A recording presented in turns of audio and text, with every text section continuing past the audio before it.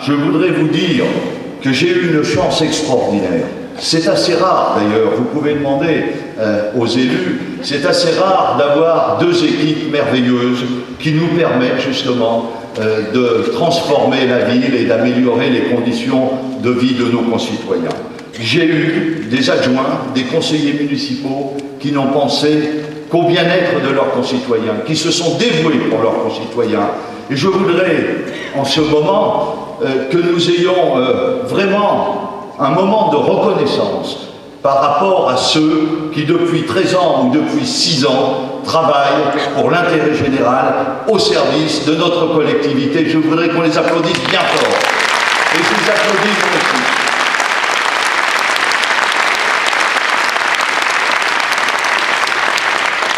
Il est tellement facile de critiquer les élus, il est tellement facile de diffuser le tous pourri comme on l'entend trop souvent à la radio ou à la télévision. Moi je voudrais vous dire que les élus sont des gens merveilleux qui consacrent beaucoup de temps à l'amélioration des conditions de vie de leurs concitoyens. Et s'il y a une poignée d'élus qui au niveau national se conduisent mal, ce n'est pas pour autant que l'on doit jeter le discrédit sur l'ensemble de la classe politique.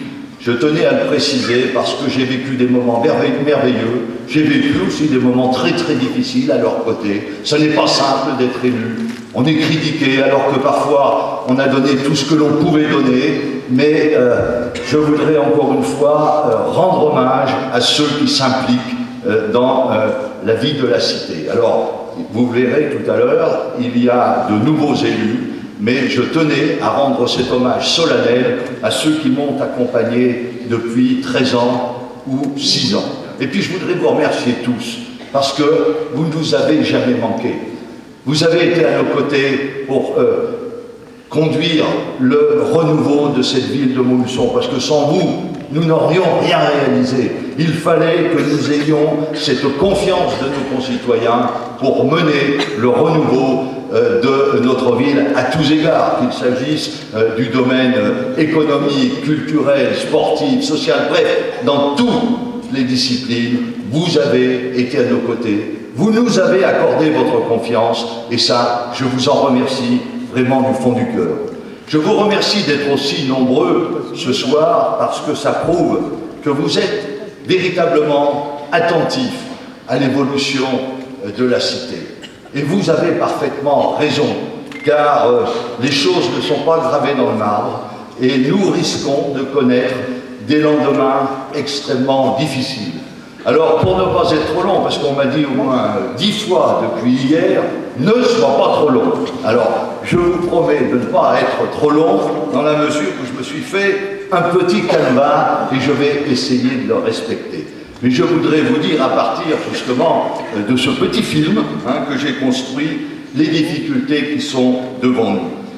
Elles sont devant nous parce que, aujourd'hui, la situation de la France est particulièrement inquiétante. Je ne veux pas vous développer ça en long, large, en travers, vous le savez mieux que moi. Et bien évidemment, notre bassin montluçonnais n'est pas épargné par les difficultés que connaît notre pays aujourd'hui, que connaissent également d'autres pays. Je voudrais simplement faire un petit flashback pour rappeler pourquoi nous nous trouvons aujourd'hui dans cette situation extrêmement délicate. On a d'abord une crise qui nous vient des États-Unis et une crise ensuite qui se propage dans toute l'Europe. Et puis, bon, nous avons des élections nationales, puisque la vie nationale est rythmée dans notre pays par des élections. Nous en avons dans quelques jours, nous en aurons dans quelques mois, nous en aurons encore dans d'autres l'année prochaine, on va dire. Bon, bref, la vie politique française est rythmée par un certain nombre d'élections. Et nous avons eu une campagne présidentielle en 2012 qui a conduit donc les candidats à présenter leur programme, leur projet. Et nous avons un candidat, François Hollande, qui nous a fait beaucoup de promesses. François Hollande devait réenchanter le rêve français. Il a fait beaucoup de promesses, beaucoup trop, car aujourd'hui ça se traduit comment? Ça se traduit par un matraquage fiscal absolument inconcevable. Vous vous souvenez du Premier ministre qui était venu à la télévision nous dire qu'un Français sur 10 seulement serait impacté par la hausse des impôts. Vous connaissez aujourd'hui le résultat. Il n'y a pas de famille qui ne soit pas concernée par la hausse des impôts. Et puis, il avait également annoncé qu'il respecterait les engagements de la France vis-à-vis de ses partenaires européens. Vous savez, le résultat, nous en sommes très loin. Et puis, et c'est peut-être ce qui est le plus grave, c'est la perte de compétitivité de nos entreprises. Parce qu'on a accablé très rapidement nos entreprises d'une fiscalité absolument insupportable. Alors on s'en est rendu compte après, c'est-à-dire, sous forme d'image, je dirais que les jours pairs, on a créé de nouveaux impôts, et les jours impairs, on a créé des crédits d'impôt. Plus personne ne s'y retrouve. Et même le fameux CIC, qui devait donner de l'oxygène à nos chefs d'entreprise, aujourd'hui ne concerne que très peu d'entreprises, et c'est bien une difficulté majeure pour notre économie. Et puis, il y a eu ces grandes déclarations sur l'inversion de la courbe du chômage. Il ne fallait pas être un grand économiste pour comprendre que ça n'était pas réaliste. Eh bien aujourd'hui, la courbe du chômage, il ne l'a pas tordue. Tout cela accumulé fait qu'aujourd'hui, il y a un véritable sentiment de malaise profond dans notre pays. Et un certain nombre de structures viennent rappeler à l'ordre le président de la République. C'est d'abord la Cour des comptes qui rappelle les engagements de la France vis-à-vis de ses partenaires européens. Et puis, il y a aussi, tout simplement, nos partenaires européens qui rappellent au président de la République régulièrement les engagements qu'il avait pris en début de mandat vis-à-vis d'eux. Et puis, il y a les agences de notation. Et ça, c'est très important, parce que la note a été déjà dégradée, mais récemment, je pense que les agences de notation ont fait savoir au président de la République que s'il ne prenait pas enfin les bonnes mesures, la note de la France serait une nouvelle fois dégradée. Ce serait grave, ce serait très grave, car nous nous retrouverions dans la situation d'autres pays européens qui n'empruntent pas entre 2 et 3%, mais qui ont emprunté à des taux insupportables. Et si il n'y avait pas ce redressement, et rapidement, eh bien nous nous trouverions dans la situation de certains de nos voisins européens. Alors, face à ces 3 sommations, le président de la République, très justement d'ailleurs, a décidé la mise en place d'un pacte de responsabilité. Pacte négocié avec le patronat français, avec les entreprises françaises. Je vous le dis de manière très sincère, je souhaiterais que le pacte de responsabilité se réalise et apporte les fruits que nous attendons de lui. Hélas, 3 fois hélas, je crois que ce pacte de responsabilité, une fois de plus, restera lettre morte, parce que personne n'y croit. Regardez ce qui se passe au sein de la majorité, j'ose à peine dire majorité présidentielle. C'est une cacophonie invraisemblable, absolument invraisemblable. Il y a également quelque chose de grave, c'est la perte de confiance du tissu économique. Les chefs d'entreprise, et j'en vois beaucoup, je parle avec eux, ne croient plus du tout dans cette politique.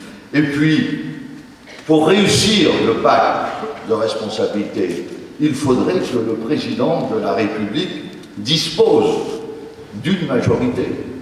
Or, observez-le, aujourd'hui, une partie de sa majorité n'est plus avec lui, et certains sont carrément dans l'opposition.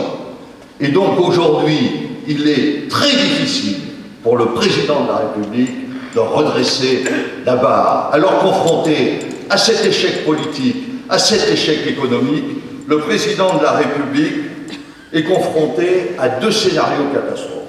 Le premier scénario catastrophe, c'est réaliser à tout prix, je dis bien à tout prix, des économies.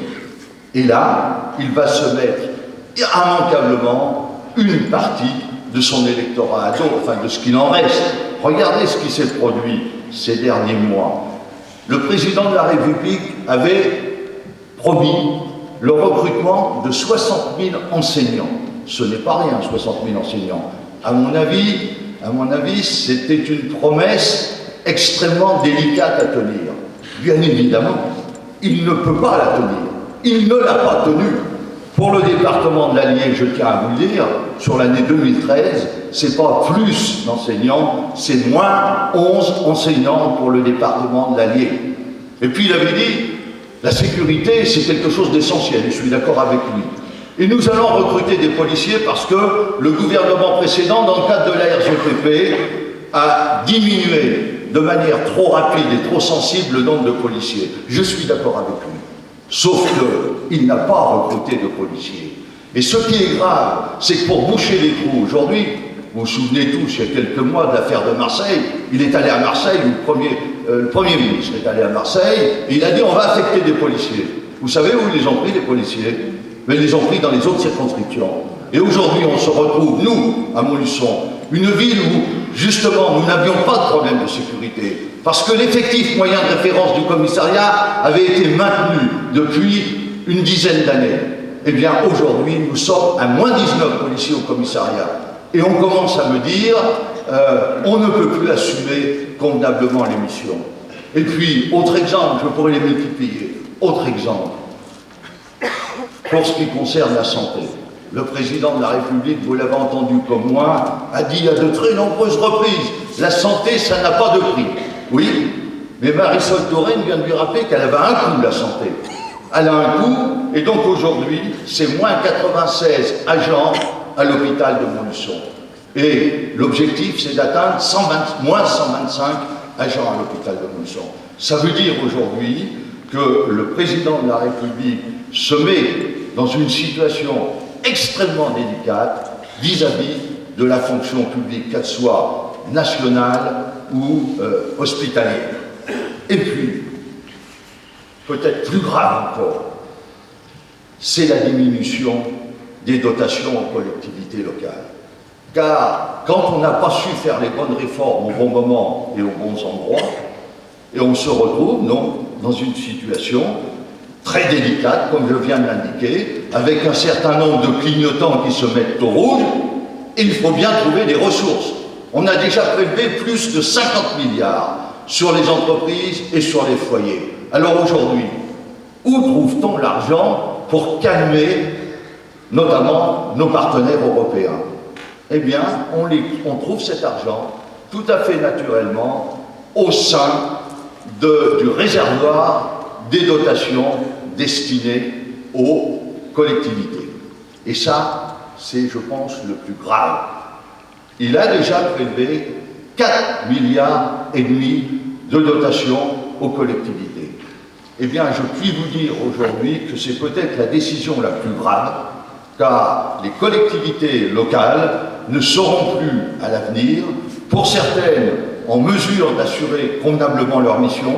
Je pense au Conseil général qui fait dans le domaine social, et je pense également aux communes, aux communautés d'agglomération qui ont l'impérieux devoir de développer les équipements dans leur ville. Avec moins 4,5 milliards de dotation, j'entends tous mes collègues me dire « Nous ne pourrons plus faire face aux nécessités de modernisation de nos collectivités ». Et je disais il y a un mois, et j'ai des témoins, mes adjoints le savent, je disais, vous allez voir, 4,5 milliards, ce ne sera pas suffisant. Parce que ça fait quand même maintenant un mois qu'on a lancé le pacte de responsabilité. Est-ce que vous avez vu bouger une ligne? Rien. Rien n'a bougé. Et donc, il va devoir pomper un peu plus dans le réservoir des collectivités locales. Et ce matin, ou hier, dans un quotidien national, il y a une indiscrétion venue d'un ministère qui indique qu'on se proposerait au plus haut niveau de prendre, tenez-vous bien, 10 milliards de plus dans les dotations aux collectivités locales. Voilà la situation, mes amis, devant laquelle nous sommes placés aujourd'hui, et nous allons donc vivre un troisième mandat, pour ce qui nous concerne, qui sera extrêmement difficile, très difficile. Personne ne sera épargné, les contribuables, y compris les plus vulnérables, parce que, comme je l'indiquais, si le Conseil général n'est pas en état d'agir convenablement, ce sont les plus vulnérables qui trinqueront les premiers. Les collectivités locales, je viens de vous l'indiquer, ne seront plus en mesure d'assurer ce qu'elles assument depuis maintenant des décennies. Les plus anciens se souviennent que depuis la Ve République, depuis le début de la Ve République, c'est-à-dire 1958, les dotations aux collectivités locales ont sans cesse été en progression. Sans cesse. C'est la première fois, c'est historique, que l'on voit les dotations aux collectivités locales à la baisse. Or, nous sommes tous des consommateurs de services publics. Nous demandons toujours plus, et nos concitoyens demandent toujours plus aux élus que nous sommes. Ils sont habitués à voir les villes se transformer, à voir les services se moderniser. Si d'un seul coup on leur dit « il n'y a plus d'argent », nous ne pourrons plus assurer un certain nombre de services sociaux, nous ne pourrons plus moderniser tel ou tel équipement. Je crains que nos concitoyens le vivent très mal. Et nous serons, mes chers amis, nous serons en première ligne pour affronter justement cette grogne de nos concitoyens. C'est pourquoi je vous dis, ce troisième mandat sera un mandat extrêmement difficile. Difficile à tous égards, parce que, encore une fois, nous serons entre le marteau et l'enclume, c'est-à-dire entre les décisions gouvernementales qui prônent un certain nombre de choses, c'est facile quand on ne paye pas, hein, et les attentes de nos concitoyens. Alors, je ne me sentais pas capable, face à une telle situation, de quitter le navire. Nous devons assumer nos responsabilités. Et je dirais que la lecture des documents de nos concurrents me conforte dans l'idée qu'on doit rester aux affaires. Parce que, vous l'avez lu comme moi, un certain nombre d'entre eux, pour ne pas dire pratiquement tous, dépensent avant même de savoir les recettes. On vous indique que les transports seront gratuits, l'eau sera gratuite, enfin, tout sera gratuit. Sauf qu'ils ne savent absolument pas quelles sont les recettes. Et j'ai posé la question sur un plateau de télé il y a quelques heures à mes concurrents. Je leur ai dit, est-ce que vous savez la perte de dotation pour la ville et la communauté d'agglomération, je parle sous le contrôle de l'ancien grand trésorier de la Com d'Aglo, 2,5 millions que nous perdons. 2,5 millions. Ça veut dire que ce sera extrêmement difficile, mais extrêmement difficile de faire face à la situation dans ces conditions-là. Alors, j'ai souhaité, bien évidemment, reconduire une liste pour un nouveau mandat, mais j'ai souhaité également changer un peu de cap, car c'est insupportable de vivre ce que nous vivons régulièrement avec une opposition qui ne pense qu'à une chose, c'est contredire, s'opposer de manière frontale et sans explication. Et moi, je souhaite aujourd'hui que nous soyons plus intelligents au niveau local. Il faudrait, au niveau national, moi je vous dis comme je le pense, il faudrait une union nationale. La France est en difficulté, on devrait tous se serrer les coudes pour répondre aux difficultés du moment. Au niveau national, vous voyez ce qu'il en est, c'est pratiquement impossible. Eh bien, moi j'ai souhaité qu'au niveau local, toutes sensibilités confondues, nous soyons capables de nous rassembler pour faire face à l'adversité et faire en sorte que notre bassin molusonais ne souffre pas trop de la crise.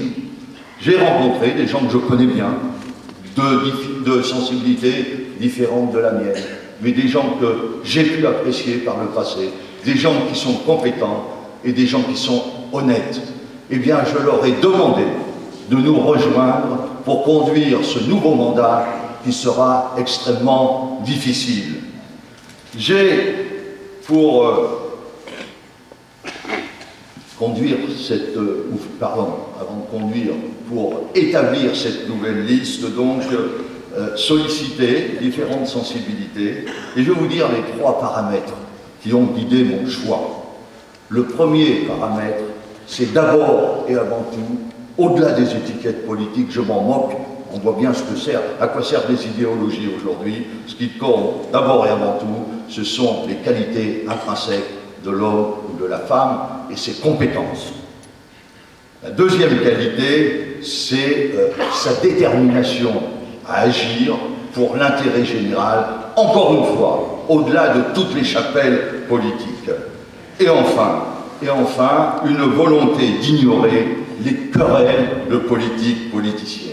Alors certains me disent, c'est une véritable utopie ton affaire. Pas du tout. Pas du tout. Ça fait maintenant 13 ans que je préside aux destinées de la ville ou de la communauté d'agglomération. J'ai pu constater pendant ces 13 années que 95, 96, 97, 18% des délibérations étaient votées à l'unanimité. Et lorsqu'elles ne l'étaient pas, c'est parce que certains, en mal de notoriété ou en mal de contradiction, voulaient absolument se distinguer. Vous vous souvenez tous, je ne vais pas donner beaucoup d'exemples, mais je pourrais les multiplier. Vous vous souvenez tous de l'opposition que j'ai rencontrée lorsqu'il s'est agi de construire le centre aqualudique. Certains voulaient construire le centre aqualudique sur l'ancienne gare routière. On aurait mis la pataugeoire là-bas.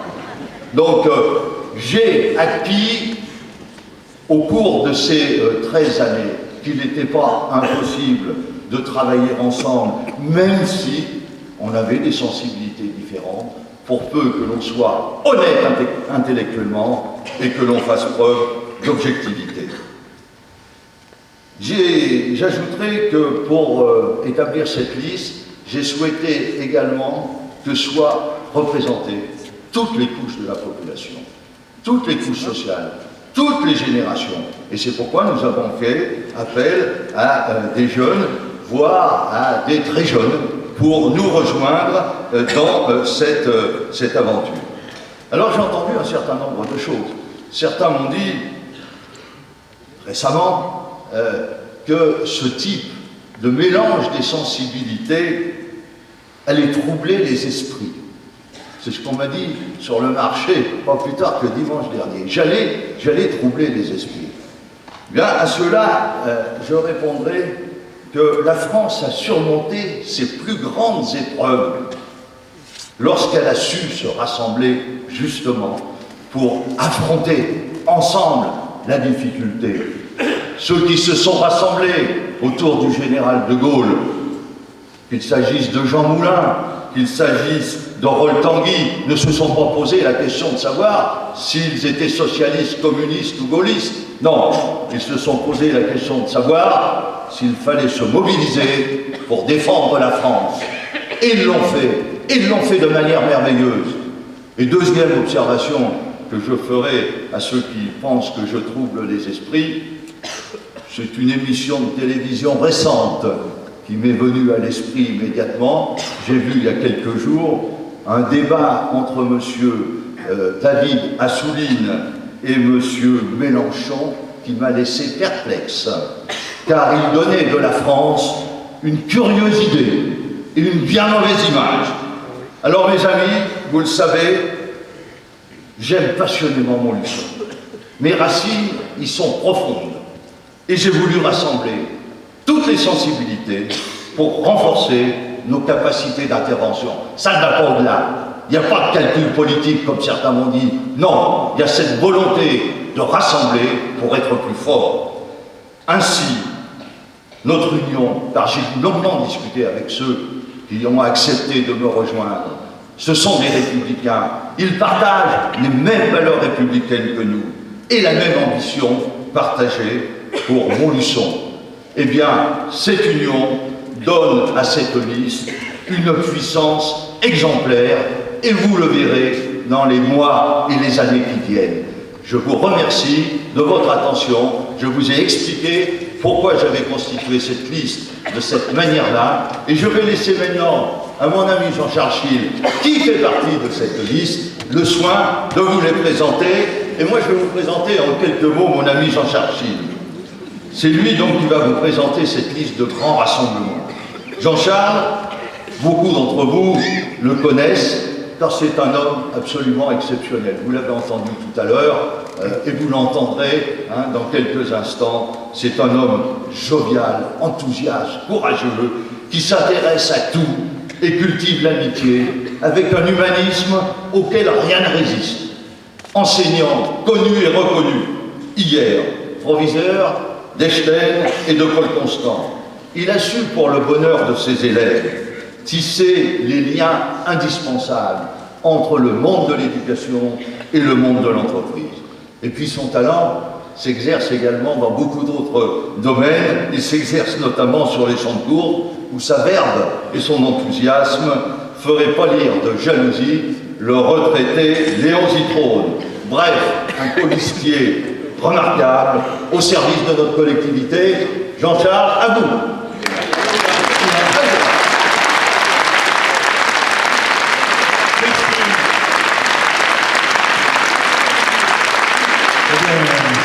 Daniel Duguerry nous a expliqué comment il avait composé sa liste, et maintenant nous allons mettre des noms et des visages sur cette liste.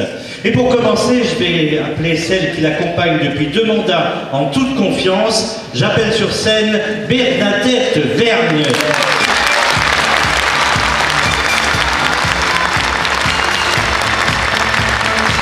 Retraitée de la Sagesse, elle a su se faire apprécier comme première adjointe et faire l'unanimité autour d'elle. Et puis une bonne nouvelle, Bernadette a accepté d'être candidate à un 3e mandat à côté de Daniel Duguerry, et je vous demande encore de l'applaudir.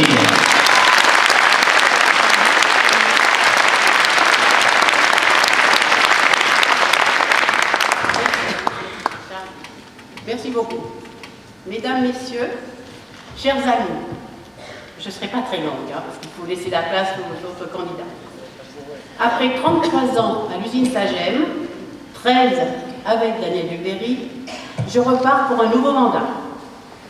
Je ne peux pas m'arrêter. Être derrière Daniel Duguerry est pour moi une grande joie et un grand bonheur. Pour continuer d'œuvrer pour vous, ce contact est important. Nous avons la chance, vous avez la chance, d'avoir comme maire de Montluçon Daniel Duguerry. Il a sorti notre ville du marasme. Dernièrement, à Montluçon, un ministre nous a dit « Gardez bien Daniel Duguerry, c'est un grand maire ». Et ça, je l'ai bien retenu.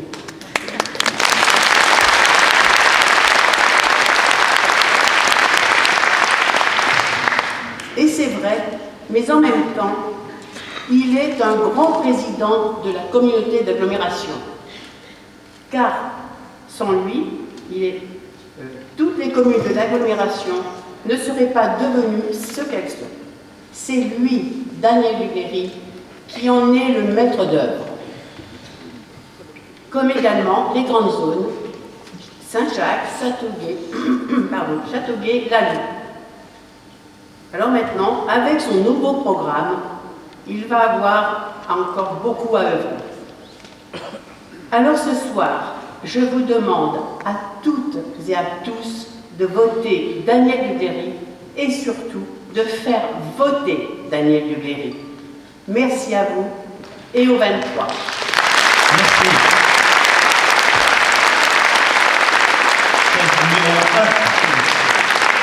Daniel Duguerry s'entoure ce soir d'une nouvelle équipe que vous allez découvrir sans plus attendre. L'ordre alphabétique le désigne en tête de la présentation.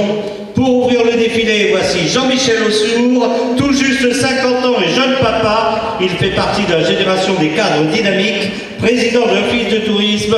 Il est aussi vice-président de la communauté d'agglomération, chargé de l'eau et de l'assainissement. Ça coupe le souffle.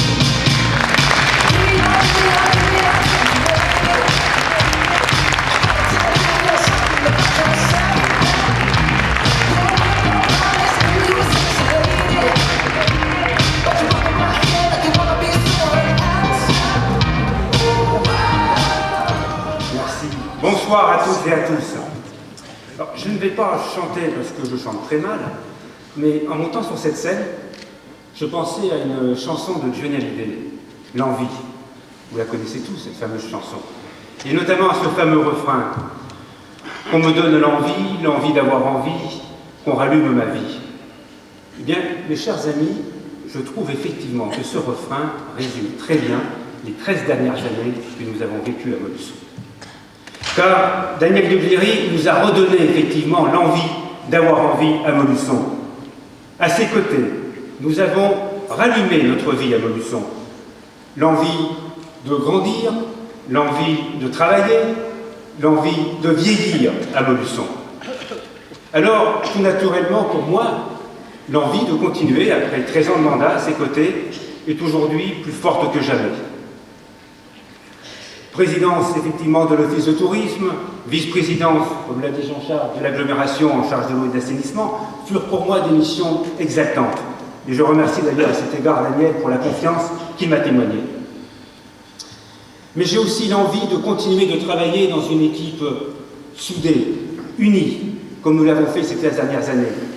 Une équipe qui sera effectivement pluraliste, avec un seul mot d'ordre, unis pour Molusson. De nos différences, effectivement, naîtra notre force, celle du rassemblement, au-delà, comme l'a dit Daniel, de tout sectarisme, au-delà de toute idéologie, car dans cette élection, notre seul parti, c'est Molusson. C'est Molusson qui a été réveillé, c'est Molusson qui a été transformé, c'est Molusson qui a été redynamisé. Et Molusson, mesdames, messieurs, c'est vous. C'est vous qui nous donnerez l'envie de motiver et de convaincre le plus grand nombre, de voter, de se mobiliser pour notre liste. Car effectivement, une élection n'est jamais gagnée d'avance. Il ne suffit pas, comme je l'écoute parfois ici ou là, de nous donner comme les favoris pour qu'une élection soit gagnée. Non, une élection est gagnée quand nos électeurs vont voter. Jules Renard définissait ainsi l'envie. L'envie est le sentiment le plus fortifiant, le plus pur.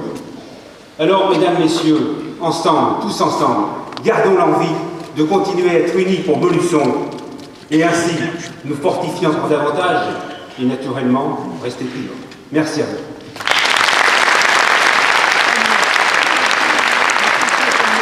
La lettre A, comme Edine Séville, candidate pour la première fois et sans doute un peu intimidée de se retrouver brusquement dans un instant sous les feux des projecteurs.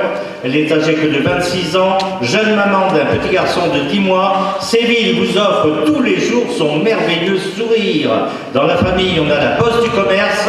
Son père exploite la boutique Le Soleil du Midi dans le centre commercial flambant neuf de Fontbouillant. Séville, une jeune fille appréciée de toute la communauté turque qui nous apporte ce soir, mesdames et messieurs, une touche orientale. Séville,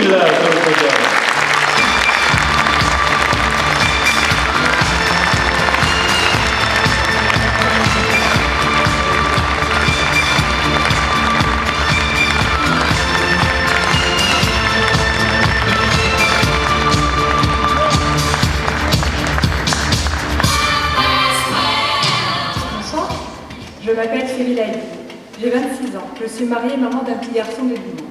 Née à Molusson, j'ai grandi dans le quartier de Fontbouillant. J'ai pu voir notre ville changer, j'ai pu voir le quartier changer. Lorsque j'ai rencontré Daniel Ducléry, ce qui m'a attirée, c'est l'ouverture de sa liste. C'est la diversité que représente aujourd'hui notre ville de Molusson. J'ai également découvert un homme soucieux du bien-être des Molussonnais. Du haut de mes 26 ans, je veux participer activement à la vie de notre ville et être à l'écoute des Molussonnais. C'est pourquoi j'ai décidé de m'engager auprès de Daniel Ducléry et je suis convaincue qu'ensemble, nous réaliserons encore beaucoup de projets. Merci. Et quel sourire! Bravo! Elle représente une valeur sûre de l'équipe. Il s'agit bien évidemment d'Annie Bénézy, qui a toujours pris soin des personnels de l'hôpital au cours de sa carrière de cadre hospitalier. Son dévouement auprès des seniors est toujours exemplaire. Problème de santé ou de handicap, Annie trouve toujours des solutions. Annie Bénézy.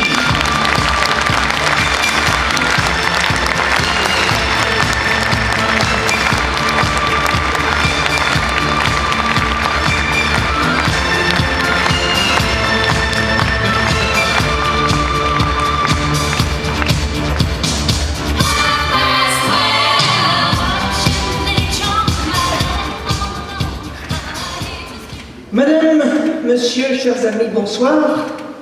Plutôt que de faire de grands discours pour justifier mon engagement auprès de Daniel Dugléry, je vais vous le présenter à la façon d'un acrostiche et vous allez voir, vous allez comprendre tout de suite.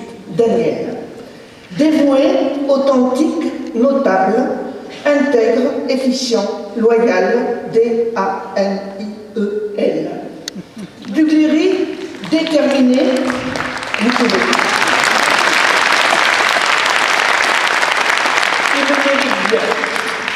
Donc Dugléry, déterminé, unificateur, génial, leader, efficace, référent, et bien sûr j'ai remplacé le Y par un I, mais ça vaut le coup, inoubliable.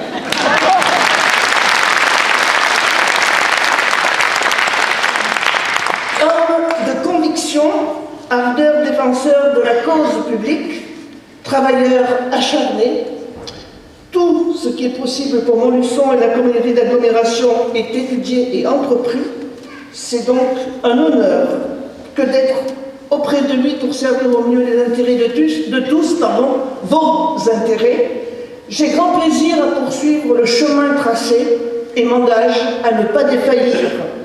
Votez et faites voter Daniel Dugléry. C'est un homme formidable. Merci.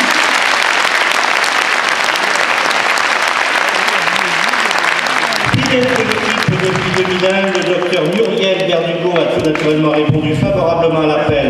Rappelons que Muriel est médecin gynécologue installé en centre-ville, rue Baraton, dans un cabinet qu'elle partage avec son époux. Elle vous prie de l'excuser, n'ayant pu se libérer ce soir.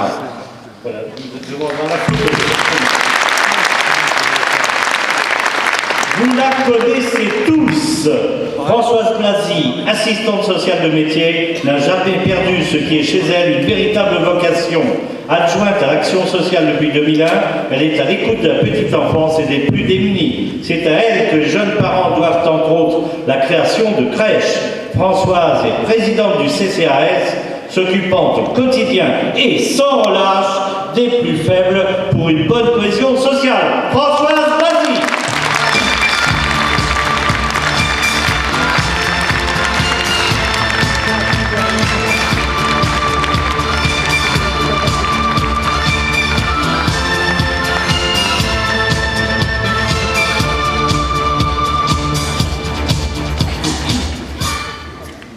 Oui, bonsoir. Je m'engage une nouvelle fois aux côtés de Daniel Dugléry parce qu'il est un homme libre, un homme d'action, efficace et pragmatique. Je veux crier haut et fort que contrairement à ce que certains affirment, non, il n'a pas fait que du béton. Il aime sa ville et il aime les gens. Il sait les écouter avec le souci constant de faciliter la vie de chacun et de répondre à leurs besoins. Concrètement, dès le début, il a compris que le plus grand service qu'il pouvait rendre, c'était de faciliter l'emploi. C'est essentiel et difficile. Il a compris aussi qu'un logement de qualité est primordial pour rendre les gens heureux. Sur ces points, il s'est attelé à la tâche avec courage et persévérance. J'affirme aussi qu'il a le souci de la famille, comme l'atteste notre politique en faveur de l'enfance et de la petite enfance. Il le dit souvent, la famille est le pivot de la société. Et je vous l'affirme, nous continuerons de la soutenir. Face aux situations difficiles qui font appel à la solidarité de la collectivité, je veux affirmer qu'il a exigé de nos services la plus grande réactivité. Car c'est un homme sensible, avec un cœur gros comme ça. Vous le voyez, comme l'a dit un autre grand homme, la gauche n'a pas le monopole du cœur. Nous en sommes convaincus. Et je vous remercie.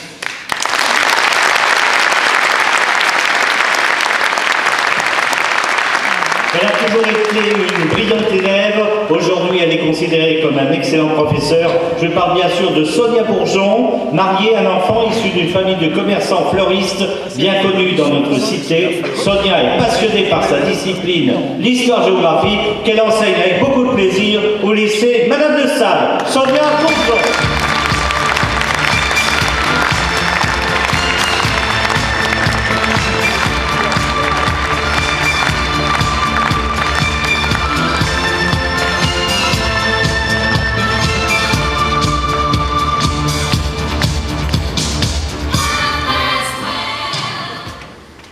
Bonsoir à toutes et bonsoir à tous.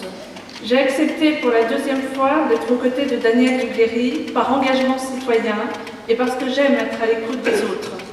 En effet, j'ai à cœur de travailler à l'amélioration du quotidien de mes concitoyens. Forte de mon expérience professionnelle, j'ai des projets en matière d'éducation et de petite enfance. J'aimerais rendre les cours de récréation plus citoyennes. Je m'engage derrière un homme charismatique et rassembleur qui a déjà tant fait pour Montluçon et dont je partage les choix économiques, les valeurs humaines et la ténacité dans le travail. Aussi, pour que Montluçon continue de vivre, votez et faites voter Daniel Duguerry et son équipe le 23 mars. Merci à tous.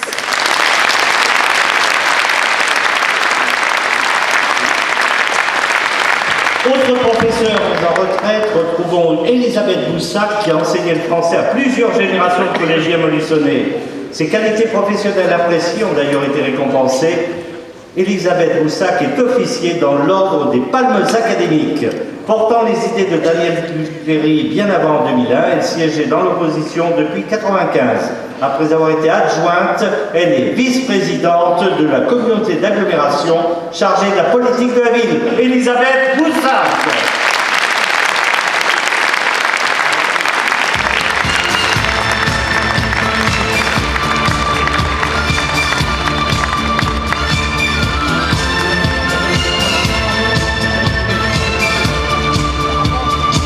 Casaque noir et écharpe bleue.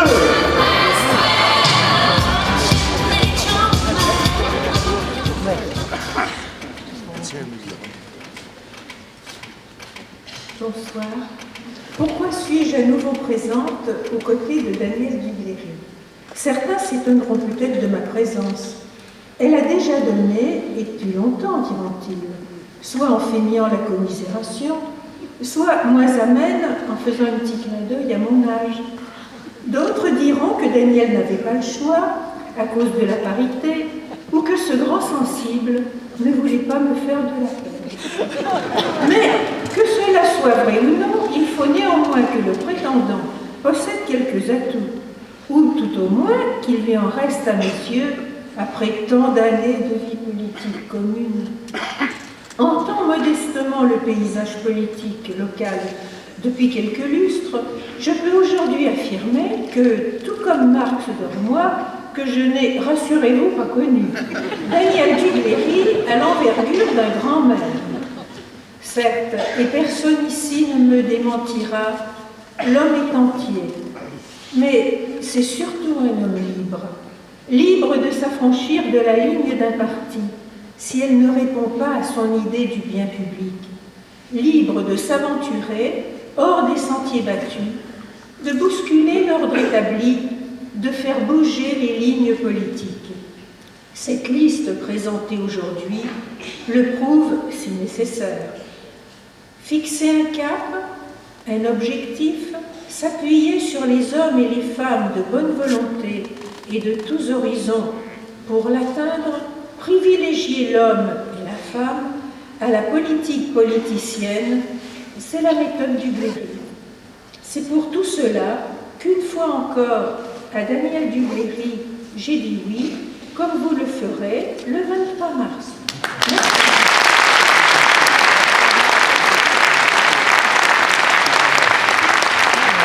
Accueillons maintenant René Casilla qui a décidé de rejoindre le projet porté par Daniel Duguerry. 30 ans d'engagement politique, mais montluçonnais de cœur, il aime sa ville.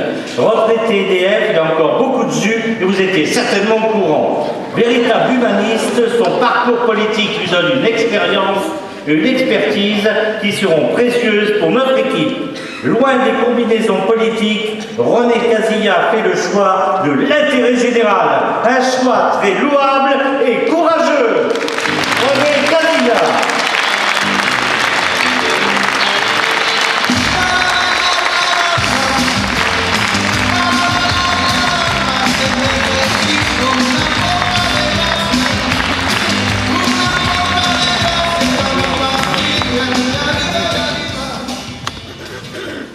Merci, bonsoir à tous et à tous. J'ai choisi de m'engager avec Daniel Duguerry dans cette campagne municipale car il a offert un cadre de rassemblement avec cette liste unie pour Montluçon. Ce cadre correspond complètement à l'idée que je me fais d'une action politique municipale au service de nos concitoyens, une action qui rassemble dans l'intérêt de notre ville et de ses habitants. Et dans une période si dure pour beaucoup de nos concitoyens, j'ai choisi l'union plutôt que la division. Dans l'opposition entre 2001 et 2008, j'ai pu mesurer, observer de l'intérieur du Conseil l'engagement total de Daniel Duguerry en faveur de sa ville. J'ai continué, bien sûr, depuis 2008, de suivre attentivement son action depuis cette date. Et aujourd'hui, l'honnêteté intellectuelle et la bonne foi me font constater que les nombreux investissements en équipement durant cette période ont été financés sans augmentation aucune de la pression fiscale des Montluçonnais. Ce résultat a été obtenu grâce à la bonne situation financière de la ville, puisque la dette a été réduite en 10 ans de près de 10 millions d'euros, et aussi grâce au fort taux de subventionnement dont ont bénéficié chaque équipement. Je vais ouvrir une parenthèse. Excuse-moi Jean-Charles, je vais dépasser mon temps de parole. Dans les campagnes électorales, il s'écrit beaucoup de choses. Je voudrais simplement vous dire que sur la fiscalité locale, il y a eu un tract qui a circulé dans la ville où on voulait faire peur aux Montluçonnais en montrant une orientation, une augmentation des impôts quasi verticale. Et quand on ment sciemment aux Montluçonnais, c'est pas les considérer. Dans ce tract, il y a un savant mélange de bases qui sont votées au niveau national, de taux entre l'agglomération, la ville de Montluçon, le taux d'enlèvement des ordures ménagères dans le cadre du SICTOM. Donc tout ça, ça conduit, alors qu'aujourd'hui, la réalité, vous la découvrirez dans le petit livret que chacun aura, en page 8, la réalité des chiffres. Et je trouve indécent qu'au niveau fiscal, on tienne de tels propos sur Montluçon de la part de ceux qui, effectivement, sont en quelque sorte des professionnels du matraquage fiscal. Ça a commencé il y a maintenant 18 mois. Les premiers qui ont eu à en souffrir, c'est les salariés quand ils ont vu leurs heures supplémentaires refiscalisées. Je ferme la parenthèse.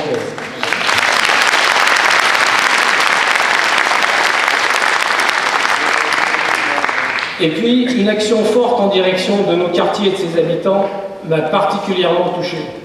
Elle marque la considération du maire pour nos quartiers populaires. Depuis maintenant plus de 10 ans, Daniel Duguerry a engagé la rénovation urbaine de nos quartiers, de la Verrerie, Fontbouillant, Bien-Assis, Dunlop. Il a obtenu un financement de 160 millions d'euros. Cette action, elle est visible de tous. Elle est bénéfique pour les habitants des quartiers concernés et au-delà pour l'image de notre ville.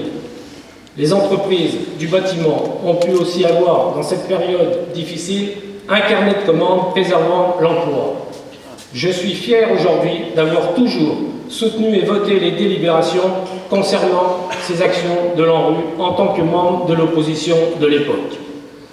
En politique, pour l'opinion publique, faire ce qui a été annoncé est fondamental. Le maire de Montluçon a réalisé les projets promis à sa population. Sa volonté et sa capacité à poursuivre son action au service des Montluçonnais, de cette ville que nous aimons tant, m'ont convaincu en toute confiance de le rejoindre. Je pense sincèrement que dans la période économique et sociale actuelle, cette liste rassemblée autour d'un vrai leader compétent est une chance. J'invite les Montluçonnais, dans la diversité de leurs opinions politiques, à le dire massivement dès le 23 mars prochain. Merci. Allez, Montluçonnais.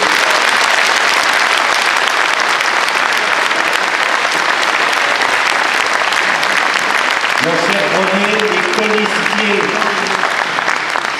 les colistiers s'assoient effectivement par ordre alphabétique et vous vous retrouvez ce soir à la droite de Daniel Duguerry. Voilà. Manuela de Castro-Alves, vous la connaissez, elle est adjointe à la jeunesse et à la vie des quartiers qu'elle connaît par cœur et n'en dit-on plus aucun secret pour elle. Manuela est animatrice socio-culturelle dans le quartier de Fontbouillant.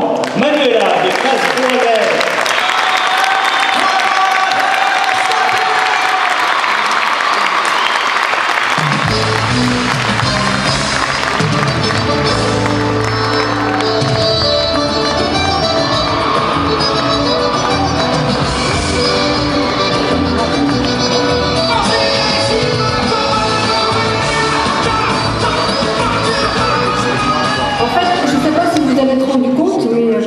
pas, c'est que tout à l'heure, René Casillas est monté sur scène, il avait une musique espagnole. Moi, étant d'origine portugaise, j'ai une musique portugaise ou brésilienne. Donc voilà, je crois que c'est un petit peu ce que je voulais faire. Si, c'est un petit peu les effets qui voulaient être faits. Donc merci beaucoup de tirer un petit coup de chapeau à mes origines. Voilà. Donc, voilà, moi ça fait 6 ans. Ça fait 6 ans que je connais Daniel Dugléry et notre rencontre, elle s'est faite un peu bizarrement, puisqu'elle s'est faite dans un ascenseur. Alors, je ne veux pas le dire, Madame Dugléry, je m'excuse, voilà. Non, en fait, elle s'est faite lors d'une visite d'un ministre. Nous sommes restés pendant quelques temps coincés dans un ascenseur. Et on a eu le temps de discuter un petit peu de sa connaissance. Hein, parce que ça peut vous sembler, ça nous semble très long, 20 minutes c'est très très long dans un ascenseur à attendre, voilà. Donc voilà, et puis bon, 6 ans, 6 années déjà passées aux côtés de Daniel Dugléry. Et ces 6 années, en fait, ça n'a été que du pur bonheur. Que du pur bonheur parce que j'ai appris à connaître... je sors de mon texte, voilà, je le dis, c'est pas du tout ce que j'avais écrit, voilà. Mais c'est pas grave, parce que j'avais envie de vous dire autre chose, j'avais envie de vous dire merci. Merci, Monsieur Dugléry, de m'avoir permis d'être à vos côtés pendant 6 ans. Merci d'avoir découvert un homme également qui est très attaché au Montluçonnais. Un homme qui, quand on ne le connaît pas, peut paraître très distant. Mais en fait, quand on vous connaît vraiment, vous êtes dynamique, vous savez donner envie, vous savez donner envie d'aller plus loin, envie de donner envie à vos adjoints de s'engager, envie de faire plein de choses pour la ville de Montluçon. Et rien que pour ça, merci Monsieur Dugléry de m'avoir permis cela pendant 6 ans. Merci l'association. Voilà. Merci l'association. Et donc aux côtés de Daniel Dugléry depuis 2008, les actions et animations en direction des jeunes et de la vie des quartiers n'ont pas manqué. Mais il y a encore bien de projets à mettre en place. Il n'y a qu'un seul homme, au jour d'aujourd'hui, pour Montluçon, qui peut les mettre en place. Parce qu'il nous l'a prouvé. Il nous l'a prouvé, il nous l'a démontré en allant taper aux portes, en allant aller chercher les finances là où elles étaient. Et il a ouvert un certain nombre de portes aux plus hauts placés dans les ministères. Et au jour d'aujourd'hui, pour Montluçon, c'est la seule personne qui est capable de le faire. Voilà, ça aussi, c'est important à savoir. Nous avons un projet proche de nos citoyens, adapté aux réalités des financements et des possibilités que peuvent mettre en place notre ville. Daniel Dugléry saura faire les bons choix. Continue à faire évoluer la ville de Montluçon sans renier son passé, ni omettre ses richesses culturelles issues de la diversité. Telle est l'ambition de Daniel Dugléry. C'est pourquoi je m'engage et je vous demande de vous engager avec moi auprès de lui pour poursuivre le travail qui est déjà mis en place, mais également d'engager de nouveaux défis. Engagez-vous auprès de Daniel Dugléry dès le 23 mars prochain.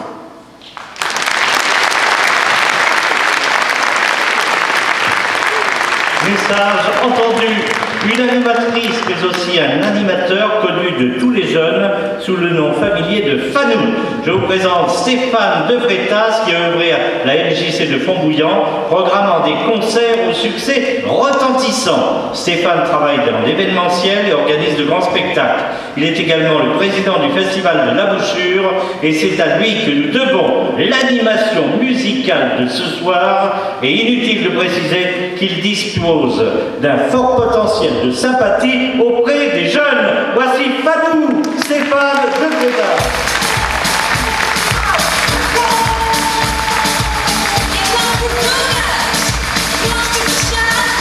Fanou avec son costume tout neuf.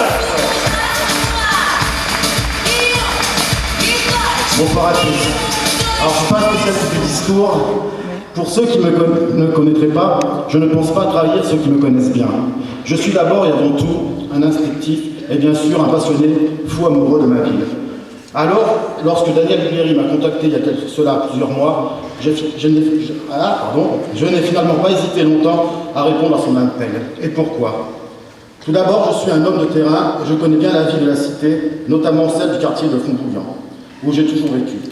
Force est de constater qu'en 2 mandats, Daniel Dugléry a su d'une part trouver les fonds de l'ANRU et d'autre part de les utiliser au mieux pour transformer en profondeur le visage et le paysage de nombreux quartiers populaires, dont ceux de Fontbouillant et Viennassy. Une implication au cœur de la cité qui est indéniable et qui, au fil du deuxième mandat, m'a conforté dans mon idée que Daniel Ducléry, contrairement à mes réticences de 2001, était finalement tout à fait l'homme de la situation. Aujourd'hui, personne ne peut nier que Montluçon a changé. Moi, j'ai changé, et désormais, Daniel Ducléry et moi, nous nous rejoignons sur de nombreuses choses, tant qu'au niveau économique, social et au niveau culturel. Et ma conclusion, ensemble, avec tous les colistiers unis pour Montluçon, je suis persuadé qu'en travaillant dans toute la même direction, c'est Montluçon, notre ville, qui en sortira grandi. Donc, le 23 mars, allez voter et faites voter pour la liste.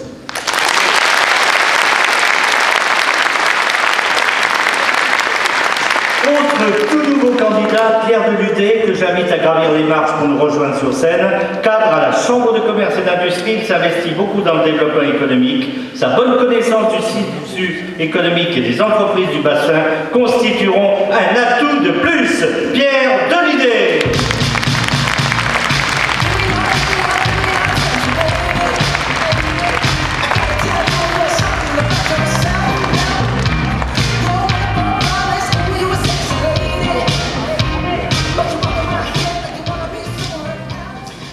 Bonsoir à toutes et à tous. Alors je vais dire quelques mots, effectivement, je vais essayer d'être un peu plus rapide pour gagner du temps, parce qu'il y a encore beaucoup de personnes à passer derrière moi. Donc je suis candidat auprès de Daniel Ducléry pour cette élection municipale, car je sais combien Montluçon a pu se transformer ces dernières années avec lui. J'ai pu à ses côtés, depuis maintenant plus de 11 ans, tant au sein du comité d'expansion économique de l'Allier que de la CCI de Montluçon, constater le renouveau de notre bassin de Montluçon. Daniel Ducléry a su impulser ce dynamisme. Mais il y a encore tant de projets pour Montluçon, tant de défis à relever, dans un contexte économique et financier sans cesse plus difficile. Je suis certain qu'il est et sera l'homme de la situation, car il a l'expérience, la connaissance et la maîtrise des procédures pour réussir à nouveau demain. Alors oui, je vous le dis, vous comme moi, soyons tous unis pour faire gagner Montluçon, tous unis pour faire gagner Daniel Ducléry. Merci.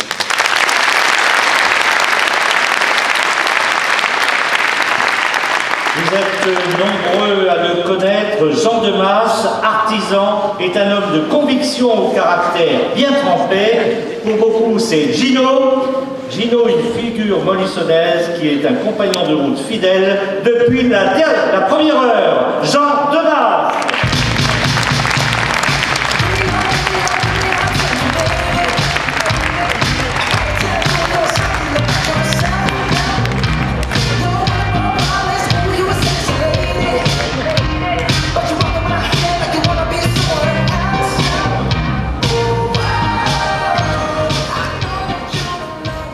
Chers amis, bonsoir.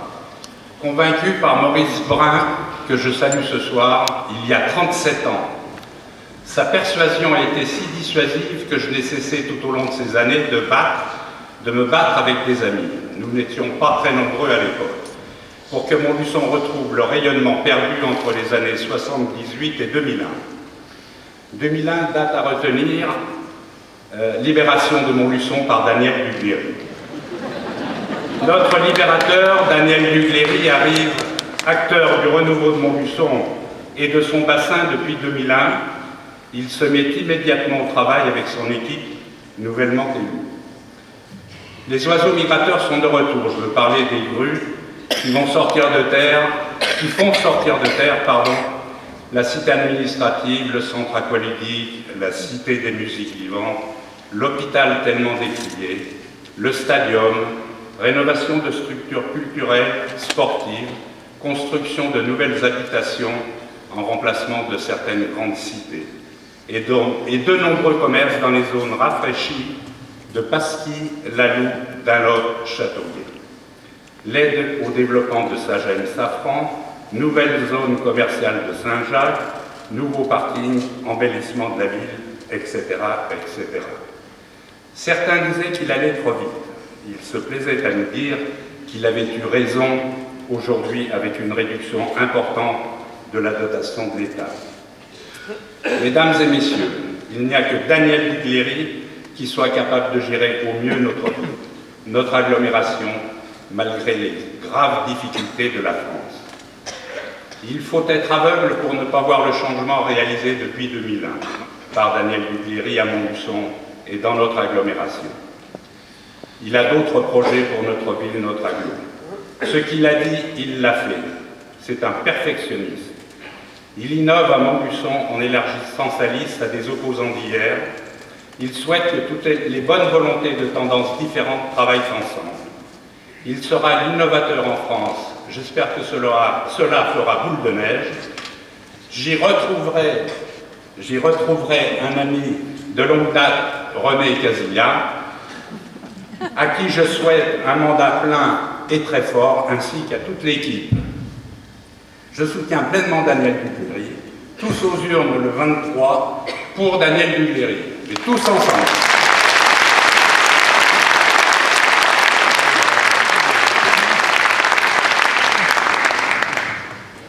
Saluons l'arrivée d'un nouveau venu, maître Philippe Demey, notaire dans une étude où il a pris la succession de son père. Il est issu d'une famille très honorablement connue et de longue date à Montluçon.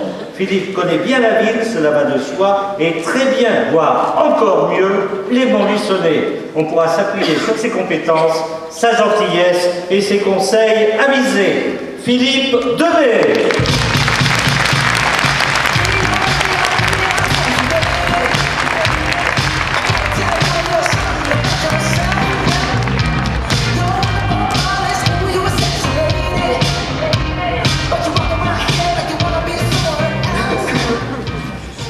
Bonsoir à tous et à toutes. Voilà en effet un peu plus de 61 ans que je vis le jour, 45 rue des Grands Prés, dans notre bonne ville. 61 ans plus tard, j'habite à une portée de numéro de ma maternité, aujourd'hui disparue, et à 30 mètres de mes bureaux où j'exerce en effet depuis plus de 30 ans mon métier de notaire. Autant dire que je suis un Montluçonnais pure souche, mais surtout farouche. Farouche, car fier de l'être, alors que je ne peux que déplorer le pessimisme ambiant de certains, ne voyant que le verre à moitié vide, alors que les anciens Montluçonnais de retour au bercail saluent la métamorphose de la ville et le verre à moitié plein. Mon engagement auprès de vous et de Daniel Ducléry est ma certitude que tous ensemble, et en paraphrasant Stromae, nous allons continuer de faire de Montluçon une ville formidable. Merci.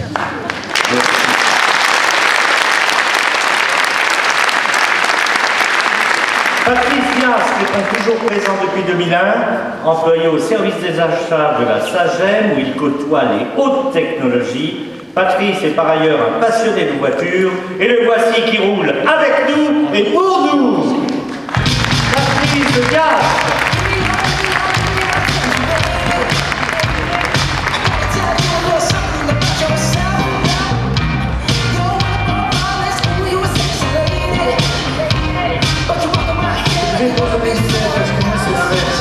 Si je vois un petit peu mon papier. Alors moi je suis là effectivement depuis le début. Et j'en suis fier, et pas peu fier. Alors vous parlez de Daniel Ducléry, je ne vais pas en parler, parce que comme me dit un jour un de mes collègues, il m'a dit tu ne peux pas parler de Daniel Ducléry, parce que Daniel Ducléry c'est ton Dieu. Ouais. Et je l'assume. Par contre, je vais vous faire un petit rappel à l'histoire. Travaillant à la SAGEM, je suis actuellement acheteur programme drone. Vous savez, les avions sans pilote. Sans pilote, c'est pas le cas à la mairie. En 83, moi qui suis Montluçonnais de pure souche, je rentre à la SAGEM. Je connais pas la SAGEM, alors pas du tout. Je découvre une société magnifique, 2200 salariés. Je comprends, au bout de quelques mois, pourquoi en 77, à la montagne, un des patrons de la SAGEM avait dit « La SAGEM, un paradis où beaucoup voudraient entrer ». Société magnifique, je vous ai dit. Début 90, c'est moins drôle, licenciement.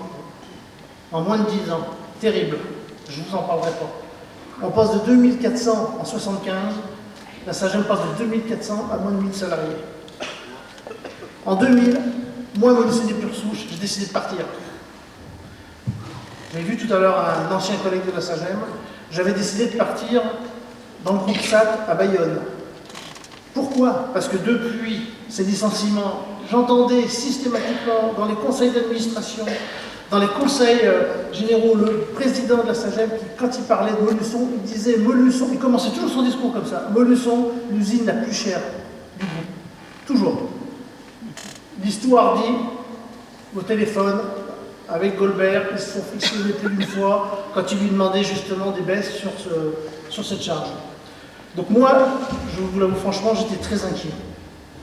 En 2001, je suis contacté par notre ami, ici présent, Daniel Duguerry. Une fois, deux fois, trois fois. Moi, je suis sur le départ. Ma femme n'a plus de boulot, elle travaillait à Haut-Feu, je suis prêt à partir. Et là, moi, je dis, je vais quand même aller le voir, il y a un minimum de politesse à avoir. Et là, je vous l'avoue, je tombe sur le cul. Je trouve un mec, mais avec un cœur comme ça. Parce que tout à l'heure, quand je vous disais Dieu, ce que je ne vous ai pas dit, c'est que moi, Daniel Duguerry, depuis 13 ans, je le connais, et je fais son éloge, mais c'est normal, d'ailleurs, vous l'avez entendu, tout le monde fait son éloge. Daniel Duguerry, moi, je l'ai vu rigoler, Daniel Duguerry. Moi, je l'ai vu gueuler. Mais je l'ai vu aussi pleurer. Et avoir ça, c'est quelque chose, pour moi, c'était très émouvant, parce qu'on s'aperçoit que cet homme a un cœur, et pas un petit. Et je peux vous dire que... Oh non. Et je peux vous dire que quand il est devant le tandem, parce que c'est lui qui a inventé le tandem à 30 places, hein, parce que moi, la première fois, j'étais 33e. Hein. Ben, lui, il était devant le tandem, il pédalait, et moi, il me fallait toute la route pour essayer de tenir le tandem. Hein. C'est un homme d'exception. Alors moi, ce qui a changé pour moi, je vais vous dire, c'est qu'après 2001, on a découvert donc, cet homme qu'effectivement, j'ai appris à connaître, et surtout la grosse différence, c'est que moi, je l'ai vu. J'en parle là, mais je l'ai vu. Moi, j'ai vu le président de la SAGEM qui ne téléphonait plus au maire, mais qui venait le voir dans son bureau. Et aujourd'hui, après toutes les années qui sont passées, on voit le résultat du travail qu'a fait Daniel Duguerry. Et pour ça, je ne le remercierai jamais assez. Maintenant, moi, j'ai un autre chiffre qui est très important, que vous n'avez peut-être pas saisi, que vous verrez effectivement dans le document. 360 millions. 360 millions, je ne sais pas si vous vous rendez compte, mais on doit se retrouver dans les plus grandes fortunes du monde. Je ne sais pas. 360 millions, comme l'a dit René Cazillac, que j'estime beaucoup. Comme l'a dit René, 360 millions, pas d'impôts. Ça veut dire quoi? Ça veut dire qu'on ne le redit jamais. Daniel Duguerry, il a été chercher 160 millions de cadeaux. Daniel Duguerry, il a été chercher des subventions de cadeaux. Et elle a sorti 360 millions. Et le résultat, il est là en 13 ans. Et je peux vous dire que moi, je suis fier. Et que quand il sera là, je continuerai à ses côtés. Et donc pour ça, moi je vais vous demander, parce qu'on a besoin de vous, parce qu'il faut mettre une leçon encore une fois, c'est au premier tour qu'il faut qu'on passe. Donc moi je compte sur vous.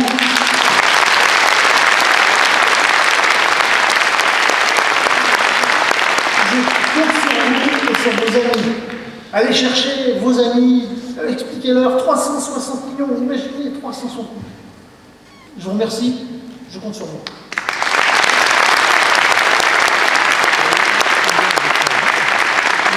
Léna Douard a intégré l'équipe en 2008, montluçonnaise, originaire du quartier Pierre-Leroux. Elle s'implique particulièrement auprès des habitants de ce quartier, dans lequel son dévouement est très apprécié. Léna Douard.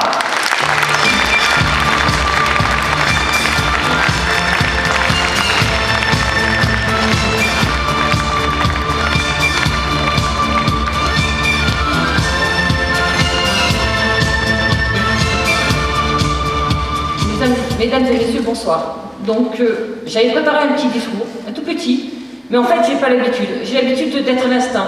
Nous, sur nos quartiers, en général, on parle directement à l'instinct. La première fois que j'ai rencontré M. Duguerry, c'était en 2008. C'était en 2008, tout simplement parce que sur le quartier Pierre-Leroux, on voulait essayer de faire quelque chose sur ces quartiers. Quartiers où il n'y avait rien. Donc, je l'ai rencontré. Je lui ai proposé d'utiliser la salle qu'il venait d'acheter, la petite maison qu'il venait d'acheter au nom de la mairie, sur le quartier Pierre-Leroux. Et je lui ai dit, écoutez monsieur, on aimerait vraiment, nous les habitants, pouvoir avoir un lieu pour pouvoir se retrouver. Il m'a dit ok. Il m'a dit, écoutez, créez une association, je vous passe les clés de la salle. Quelques mois plus tard, je reviens avec l'association créée, il m'a passé les clés de la salle. Tout ça pour vous dire, donc ça a été comme ça du début jusqu'à maintenant. Ça fait maintenant donc 6 ans. 6 ans que je fais partie de son équipe, 2 ans à peu près que je suis réellement active au sein de son équipe. Et je peux vous dire que j'ai vraiment eu l'occasion d'apprécier M. Duguerry comme quelqu'un de droit, comme quelqu'un qui tient ses paroles. Et je voudrais également aussi avoir une petite parenthèse, qui n'est également pas dans mon discours, c'est sur le boulodrome. Quand je vous parle du boulodrome, c'est que ça fait quand même, pour être pétanqueuse depuis 7 ans, moi je connais des personnes qui le réclament depuis 20 ans, depuis 30 ans, ce boulodrome, qui à chaque fois qu'on leur en a parlé, ils ont dit oui, non mais c'est pas vrai, c'est encore des paroles en l'air. Là, cette fois-ci, c'est fait. Monsieur Duguerry l'a fait au nom de la communauté d'agglomération. Il a enfin réussi à trouver l'enveloppe, il a réussi à budgéter, il a réussi à mettre en place donc, ce projet, et on va enfin avoir ce boulodrome qui est tant attendu depuis tellement de décennies. Donc voilà, donc, pour toutes ces raisons, et je vais dire comme mes collègues, pour être sûr qu'on puisse continuer pour notre ville, voter Daniel Duguerry au premier tour le 23 mars.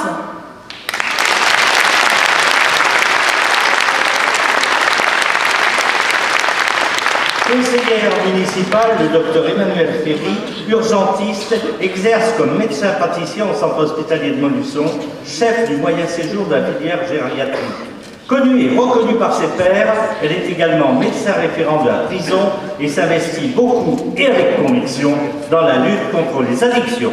Sachez aussi que le docteur Emmanuel Ferry veille sur la bonne santé de notre maire et nous assure, après check-up, que Daniel Duguerry est en super forme. Emmanuel Ferry.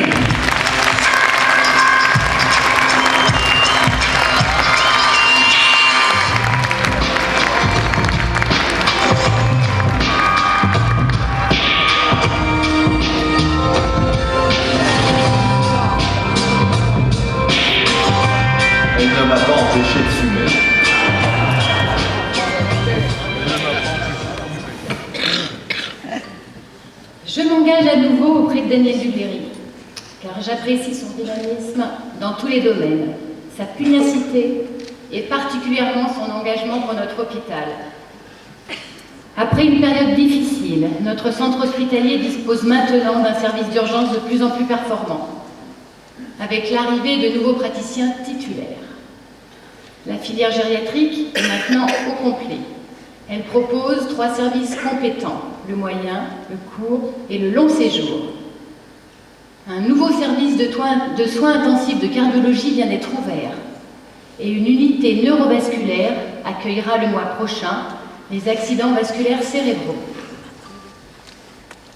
Comme nous avons déjà réussi le pôle mère-enfant, en mixant les compétences des praticiens du public et du privé, nous réussirons demain un plateau médico-chirurgical d'excellence en unissant nos moyens dans le seul intérêt des patients.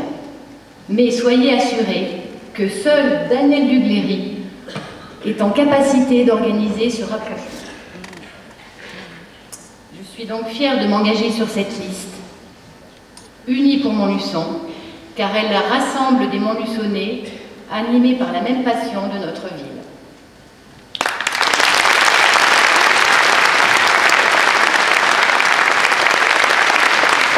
Éternellement jeune, Jean-François Guers porte un patronyme que l'on connaît bien et depuis longtemps à Montluçon. Jean-François est administrateur de biens, mais c'est également un sportif accompli, considéré comme une fine lame en escrime, où il sait comment faire pour marquer des points. Jean-François Guers.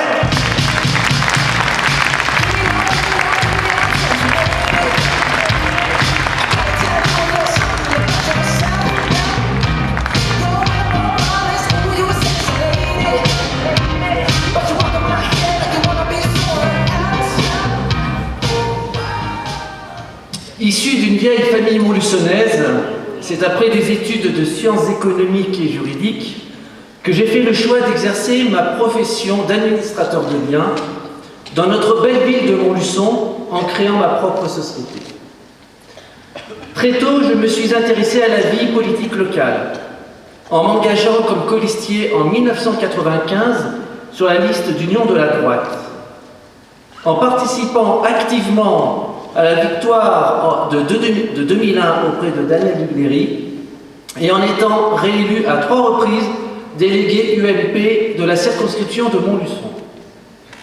Durant ces 13 dernières années, grâce à Daniel Dugléry, notre ville s'est rénovée et embellie, rattrapant en cela le retard accumulé par les précédentes municipalités. Aujourd'hui, une nouvelle étape commence et de nouveaux enjeux se dessinent pour Montluçon. Aussi, fort de mon expérience professionnelle dans le secteur de l'habitat, de mon engagement actif au sein de mouvements sportifs, culturels et associatifs, et de mes facultés d'écoute et de dialogue, j'ai le plaisir d'intégrer un groupe de Montluçonnais qui saura relever les défis de demain pour notre chère cité. Merci.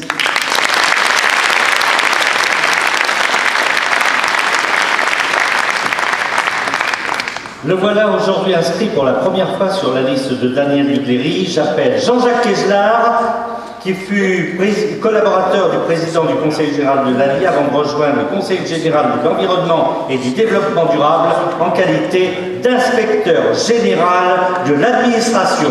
Homme d'expérience ayant des attaches en Auvergne, il s'est largement imprégné de la situation locale en tant que président du Conseil de développement du pays de la vallée du Cher et de Montluçon. Son concours sera fort précieux. Jean-Jacques Keslar.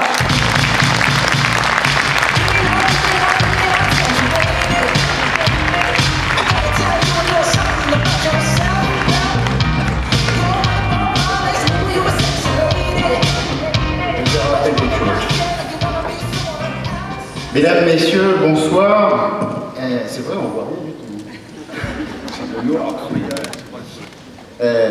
Il y a maintenant 3 ans, Daniel Dugléry m'a confié des responsabilités au pays de la vallée de Montluçon et du Cher. Et aujourd'hui, il m'a demandé de rejoindre son équipe municipale.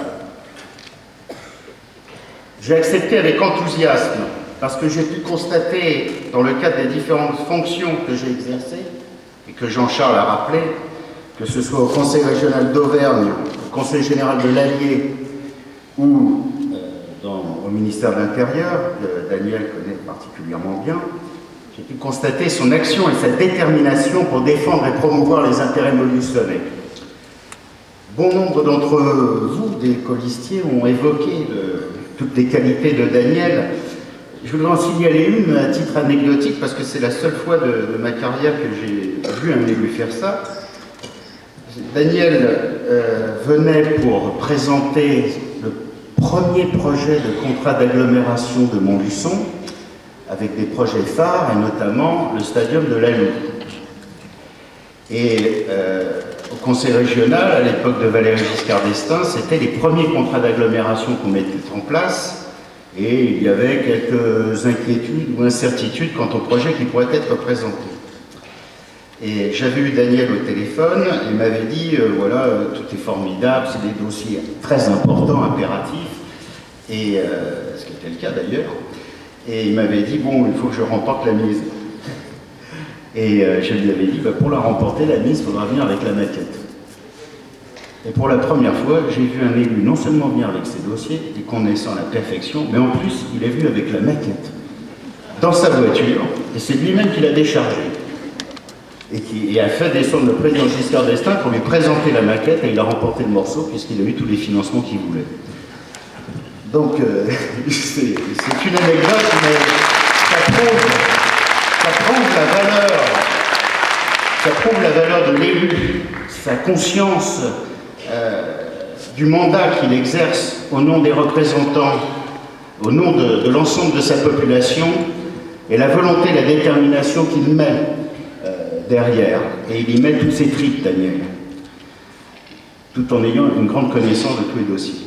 Aujourd'hui, je le rejoins parce qu'il y a une chose qui m'a beaucoup frappé aussi au cours des 13 ans que j'ai côtoyé Daniel, c'est qu'il a un cap et des convictions pour faire réussir Montluçon. Il a su fédérer les énergies et les volontés pour que Montluçon et son agglomération conservent leur rang et fasse entendre en tout lieu de décision leur voix. C'est pas mince parce qu'il vous a rappelé en préambule les difficultés qui sont devant nous. Il y a ceux qui rasent gratis et il y a ceux qui se mobilisent et qui disent la vérité. Daniel, c'est un homme de vérité. Aujourd'hui, notre programme est la garantie de l'avenir d'un Montluçon dynamique et solidaire, qui ne laissera personne au bord du chemin. Nous sommes ensemble unis pour Montluçon, ensemble unis avec Daniel Dugléry. Le 23 mars, votez, faites voter massivement pour Daniel Dugléry.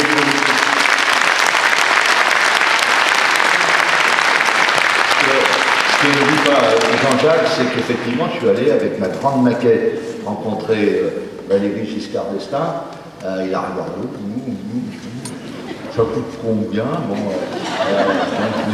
je lui ai donné une estimation. Bon, je l'avais convaincu surtout, apparemment, mais d'un seul coup, il me dit, mais fou et Nord. J'ai dit, alors ça, on ne l'avait jamais fait. J'ai dit, Nord, il est par là. Il l'a cru. C'était peut-être pas par là d'ailleurs, hein, mais je l'ai dit avec conviction. Voilà.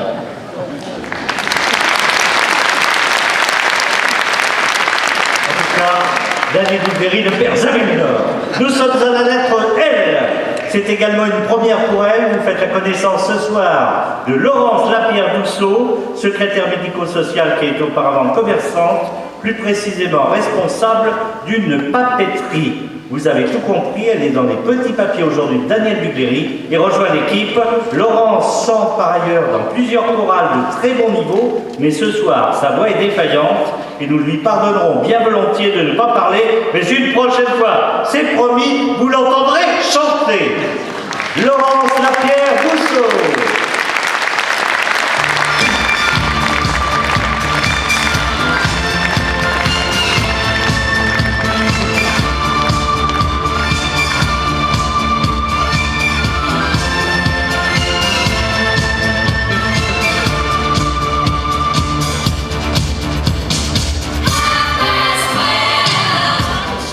Frédéric Laporte, qui a repris le cabinet d'experts comptables de son père, occupe le poste d'adjoint aux finances. Il veille sur les deniers de la ville, dont il garantit la bonne, même la très bonne santé financière. Est-il besoin de rappeler et de souligner que Montluçon est désormais considéré comme l'une des villes les mieux gérées d'Auvergne? Frédéric Laporte.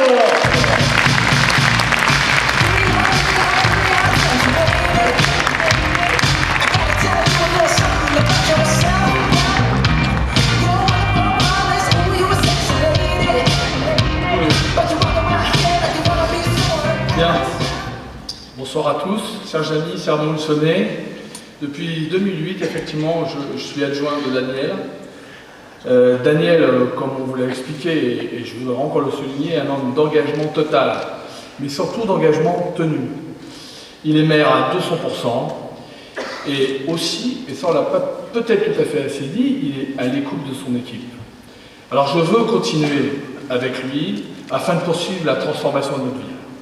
Adjoint aux finances, j'ai veillé à appliquer la promesse de ne pas alourdir la pression fiscale.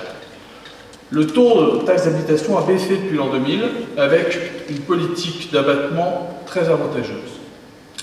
Mais aujourd'hui, malheureusement, le gouvernement brouille les cartes. Il fait des économies sur le dos des collectivités territoriales. Daniel vous l'a bien expliqué tout à l'heure. Alors, sur le budget 2014, nous allons perdre 420 000 €. Et le double en 2015. Ça équivalait à peu près au résultat du compte d'exploitation de la ville. Et malheureusement, pour l'agglomération, ce sera encore pire. Depuis 10 ans, les collectivités territoriales sont très majoritairement gérées, malheureusement, par les socialistes. Et leurs effectifs sont en forte augmentation de 1,2 à 2 millions de salariés. Dans le même temps, la ville de Montluçon a diminué légèrement ses effectifs et a maintenu un excellent service à la population. Alors aujourd'hui, avec Daniel, nous nous engageons à maintenir cette gestion rigoureuse. Enfin, nous voulons continuer, et ça je tiens à le dire haut et fort, à faciliter le développement de l'économie locale et le commerce. Les zones commerciales attirent de plus en plus de clients qui ne venaient pas à Montluçon auparavant. Cette attractivité va rejaillir sur les commerçants locaux pour peu qu'ils aient une offre adaptée. Et ça, c'est important de le préciser. Depuis toujours, la concurrence peut être une réelle opportunité. Les concessionnaires automobiles l'ont bien compris Il y en a encore un qui a ouvert une concession la fin de semaine dernière. C'est pas par hasard s'ils se mettent tous au même endroit, tous pour faire directement concurrence, que le meilleur gagne. En 2008, vous avez vaguement évoqué un arrêt. Et j'avais dit, le meilleur successeur de Daniel, c'est Daniel. Alors aujourd'hui, je voudrais vous remercier d'être venu. Pour toujours.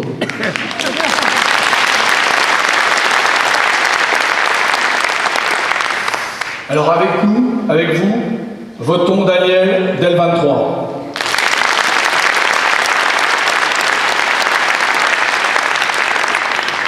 Encore un nouveau, et c'est à n'en pas douter, un candidat solide. Son nom, Laroche. Prénommé Pierre. Bref, Pierre Laroche est un homme sur lequel la population a pu compter, ayant occupé avec le sens du devoir le poste de chef du corps des sapeurs-pompiers. Jeune retraité connu pour son militantisme, Pierre apportera ses compétences dans le domaine ô combien important à notre époque de la sécurité. Pierre Laroche.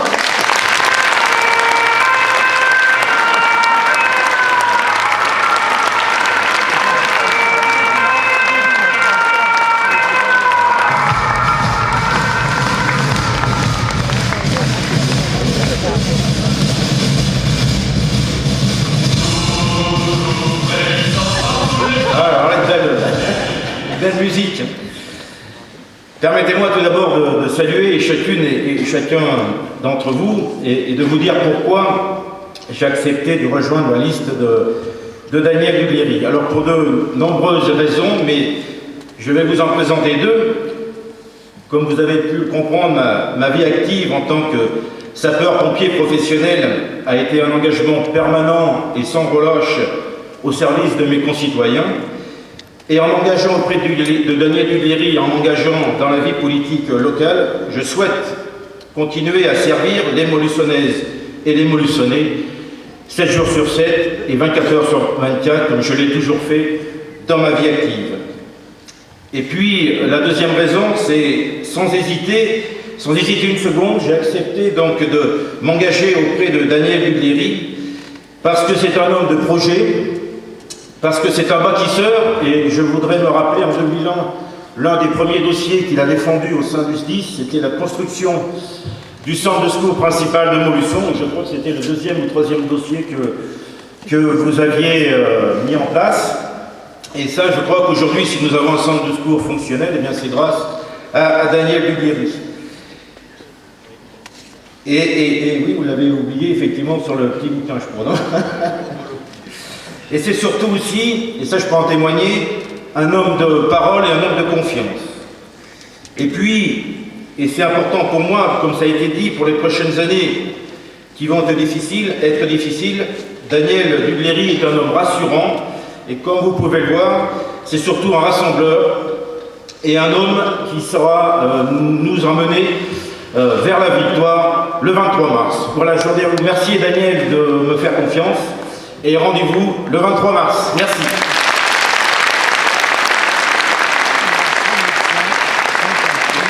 Romain Lefebvre, 27 ans, a signé lui aussi son premier acte de candidature. Discret de par ses activités, il exerce la profession d'agent de recherche privé et affiche, dit-on, le flair d'un détective privé. Romain se montre très actif et impliqué parmi les jeunes de l'UMP. Romain Lefebvre.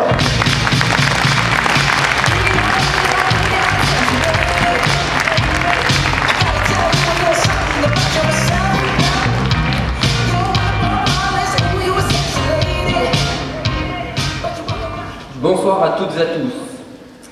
Alors si j'ai décidé de rejoindre la liste de Daniel Duglieri pour les élections municipales de mars prochain, c'est pour m'investir, c'est pour m'engager, donner un peu plus de mon temps pour cette ville à laquelle je suis attaché et qui m'est chère. Je parle bien entendu de Montluçon. Montluçon est la ville où j'ai grandi. Montluçon est la ville où je vis. Montluçon sera la ville où je construirai ma famille. Dans le même temps, c'est à Montluçon que j'ai décidé de créer mon entreprise, parce que je crois en l'avenir de la jeunesse à Montluçon. La jeunesse qui veut réussir et se donner les moyens d'avancer. Il est de notre devoir de continuer le travail qui a été réalisé depuis maintenant 13 années, et ainsi pouvoir en assurer la continuité. Daniel Duglieri le disait, ce sera certainement le mandat le plus difficile, en faisant allusion à la crise et au désengagement de l'État. Mais je suis convaincu et persuadé que nous relèverons le défi. Et cela ne peut en être autrement, puisque nous sommes tous unis pour Montluçon. Merci.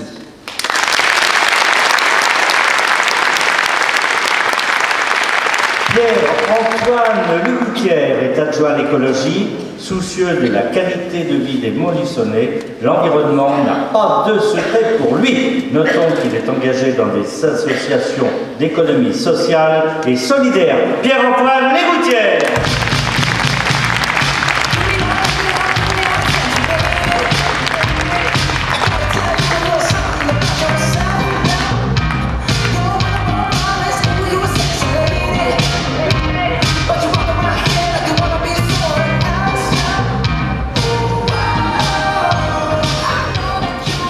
Chers concitoyens, je vais essayer d'être beaucoup plus bref que mes amis colistiers.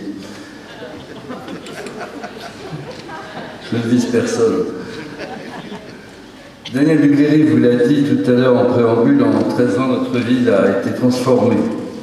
Au cours des 6 dernières années, ensemble, sous son impulsion, nous avons redoublé d'efforts sur l'amélioration du cadre de vie.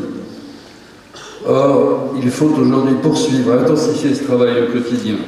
Lutter contre les pollutions, veiller à la qualité de l'eau ou à la qualité de l'air, à la propreté, préserver la biodiversité, recourir de nouvelles énergies. Tout cela renforce notre qualité de vie. Et cette préoccupation environnementale, elle doit être celle de tous les Montluçonnais. Chacun doit à son échelle être un acteur responsable de l'environnement. Pour cela, il faut mobiliser l'ensemble des habitants, expliquer, échanger, cela exige un climat de confiance entre les citoyens et les élus. Cette confiance viendra d'une équipe unie, réunissant tous les profils et toutes les sensibilités. C'est cette diversité qui permet une démocratie apaisée, mais bien vivante. Encore faut-il pour cela s'affranchir du choix manichéen entre la gauche et la droite pour se mettre au service du bien commun. C'est là que je retrouve les sources mêmes de mon engagement politique.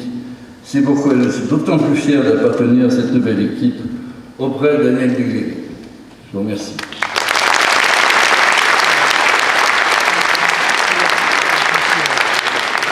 Nous allons maintenant assister à la montée des marches d'Audrey Moller, âgée de 24 ans et l'une des benjamines de la liste. Il s'agit de la fille de Bernard Moller, très connu à Montluçon, où il était installé comme vétérinaire.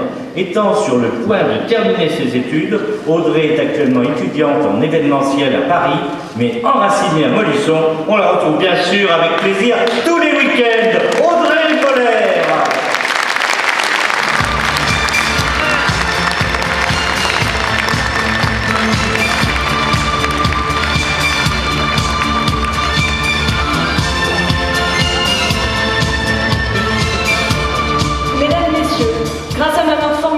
On m'a appris à reconnaître le beau, et j'aime à constater la manière dont Daniel Dugléry a su rendre notre ville encore plus belle et agréable pour la jeunesse. C'est d'ailleurs pour ça que je m'engage à ses côtés. Montluçonnaise je suis née, Montluçonnaise je veux rester. On le sait tous bien ici, une ville est attractive quand elle se modernise, fait confiance à sa jeunesse et lui promet un avenir. Monsieur le maire, qui d'autre que vous pour assurer cette foi en l'avenir de la jeunesse montluçonnaise? Qui d'autre pour transmettre notre histoire et nos fiertés sans négliger le futur? Mesdames et messieurs, la jeunesse vous répond Daniel Dugléry. Soyons tous unis pour Montluçon.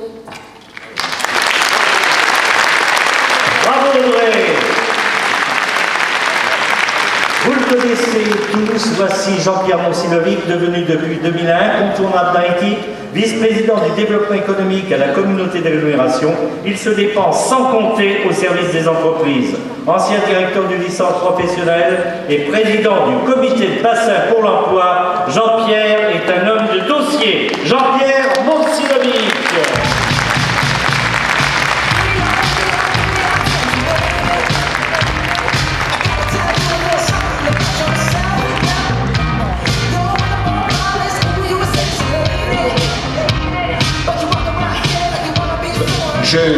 Je me posais une question tout à l'heure. Le 23 mars, c'est pas la Saint-Médard, hein? Parce qu'il y a un vieux proverbe montluçonnais qui dit quand on vote à la Saint-Médard, on met les socialistes au placard.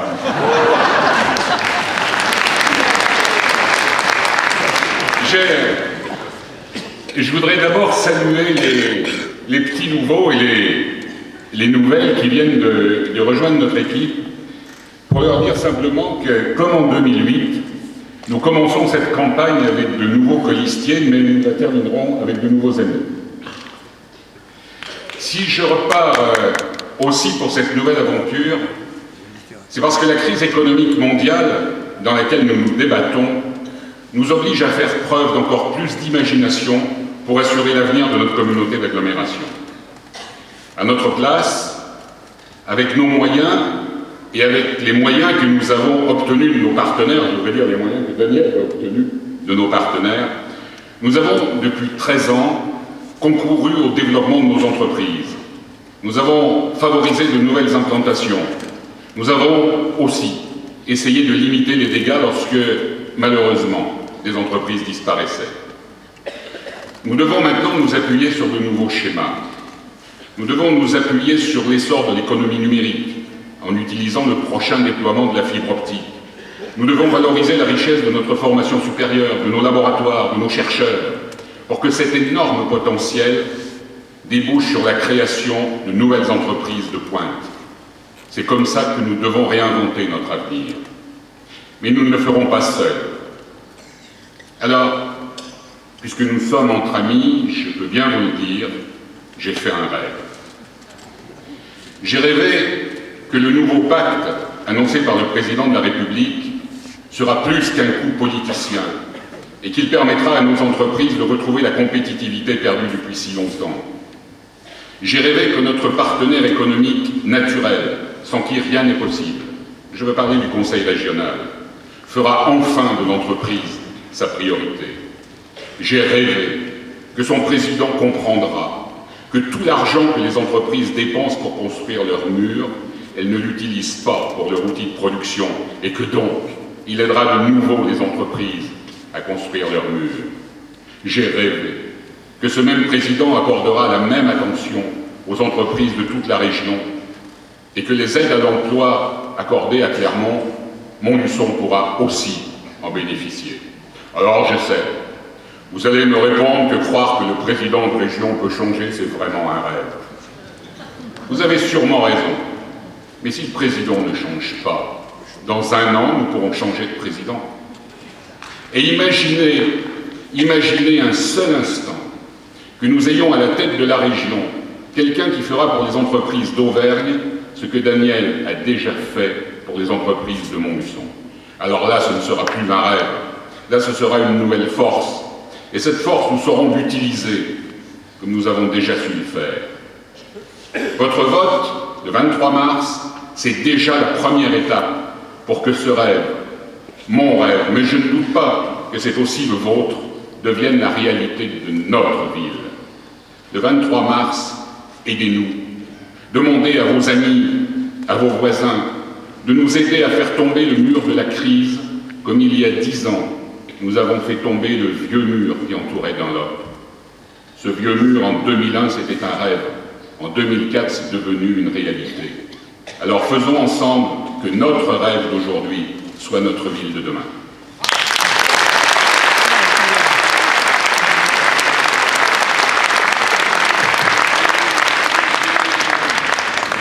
C'est au tour de Suzanne Noël de gravir les escaliers. Commerçante retraitée, elle fait preuve de disponibilité et de dévouement. Elle s'implique dans les milieux associatifs et sportifs. Comme chacun sait, elle est passionnée de football et connaît chaque joueur, dit-on. Un esprit sportif dont nous avons besoin. Suzanne Noël.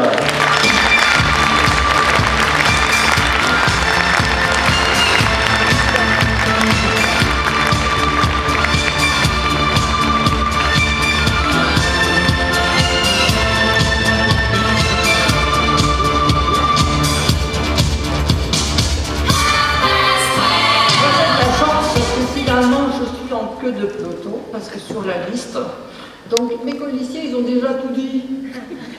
Ils ont déjà tout dit. Mais par contre, je vais quand même dire que j'ai fait un mandat, je suis fière de l'avoir fait.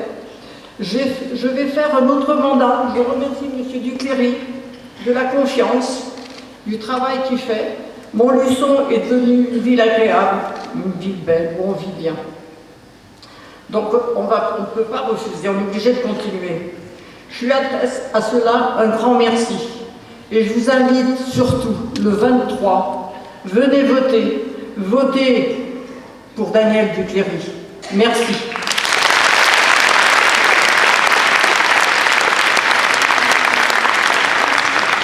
C'est un honneur d'accueillir une femme d'engagement telle qu'Annie Pasquier, celle qui incarne à Montluçon les droits de l'enfant, étant depuis 15 ans présidente de l'UNICEF. Analyste programmeur pendant 25 ans chez l'Anti-Ségir et aujourd'hui en retraite, elle s'active au sein de France Intec auprès de Georges Floquet, que j'ai vu tout à l'heure, tout en œuvrant dans l'humanitaire pour défendre les nobles causes.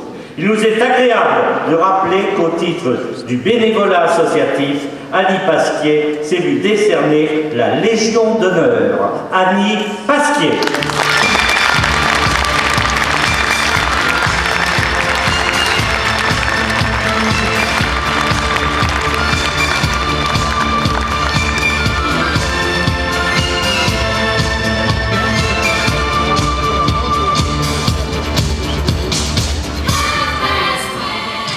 Bonsoir à tous. Effectivement, je m'appelle Annie Pasquier, je suis veuve, j'ai un fils et 2 petits-enfants.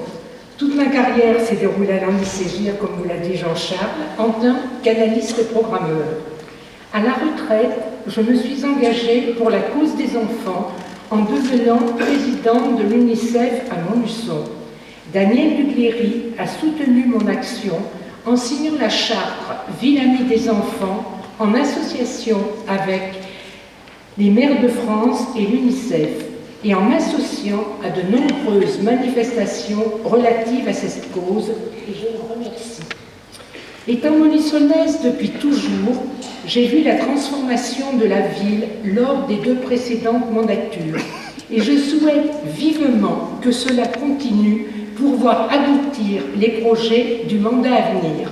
C'est pour toutes ces raisons que je désire m'engager auprès de Daniel Ducléry. Venez très nombreux le 23 mars pour voter pour lui. Merci.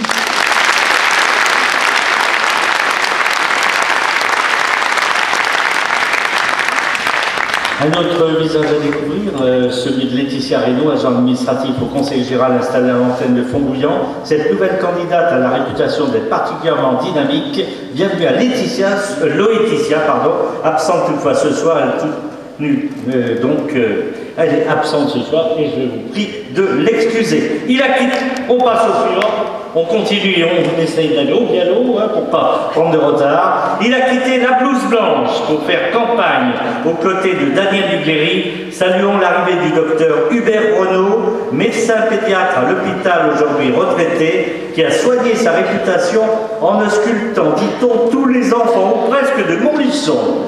Calme, très à l'écoute, jouissant d'une grande estime de la part de ses collègues, il est membre du conseil de surveillance de l'hôpital.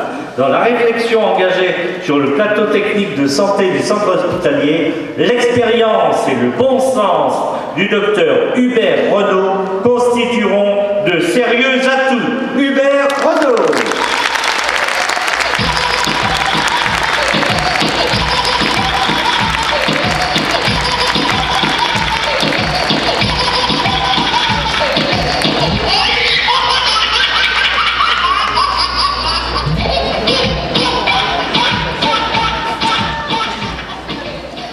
Bonsoir à toutes et à tous.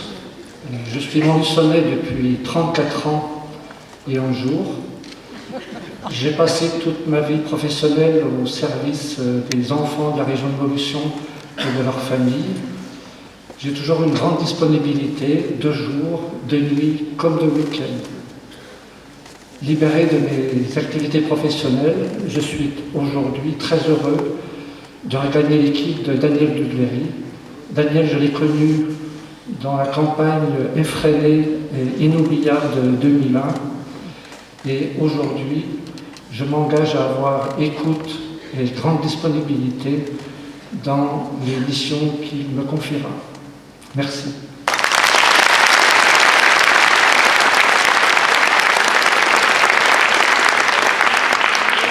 Tout le monde se souvient encore de l'engagement total totale, aux côtés du maire, du bâtonnier Joseph Houdillon pour la sauvegarde de notre tribunal.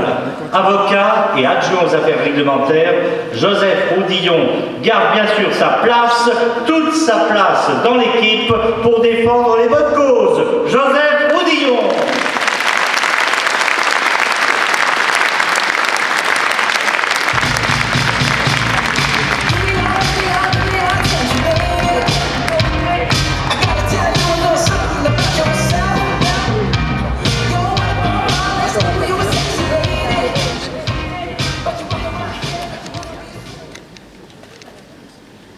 Mesdames et messieurs, vous l'avez rappelé, j'ai rencontré Daniel Dugléry en 2007 pour sauver nos tribunaux.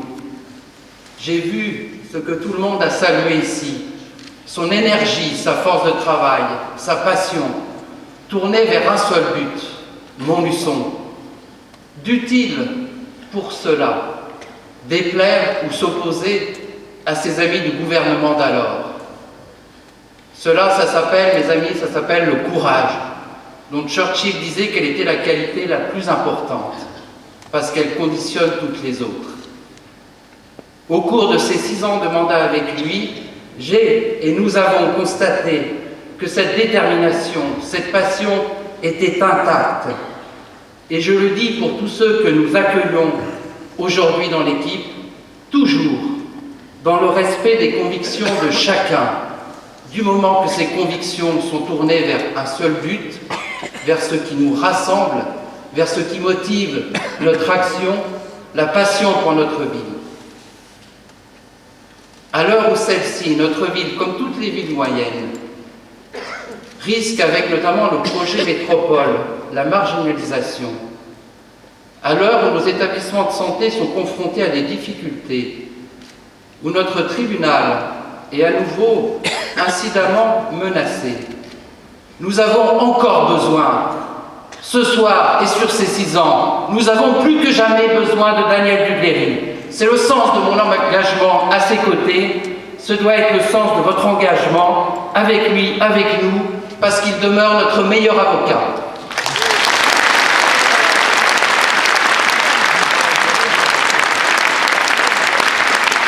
Le plus jeune, le voici, Guillaume Skripzak, est âgé d'à peine 22 ans, il est toujours étudiant, préparant actuellement un BTS technico-commercial. Il s'est fait remarquer par son militantisme. Guillaume siège toujours au conseil municipal des jeunes. Guillaume Skripzak. Benjamin d'équipe, 22 ans.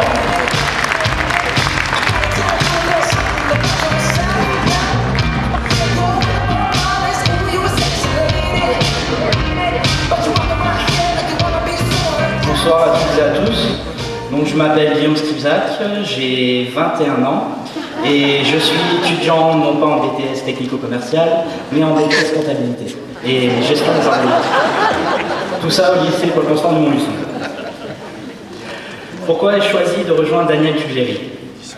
Depuis 13 ans à la tête de la ville, Daniel Dugléry a su redonner à Montluçon son dynamisme de deuxième ville d'Auvergne. C'est un homme que je respecte et que j'admire par son charisme, son courage, ainsi que sa détermination à faire de Montluçon une ville nouvelle, animée, une ville où il fait bon vivre. Et le fait qu'il ait choisi des jeunes pour l'accompagner tout au long des 6 prochaines années est, pour moi, un véritable symbole de reconnaissance envers la jeunesse montluçonnaise. J'ai donc décidé de le rejoindre car j'ai la volonté de m'investir à ses côtés au maximum pour l'avenir des Montluçonnais. Je vous remercie.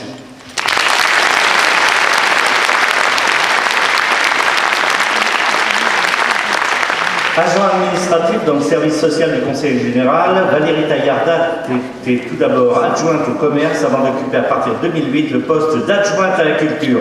C'est à elle que l'on doit cette année encore une belle programmation, tant et si bien que le théâtre Gabriel Robin affiche régulièrement complet. Valérie Taillardat.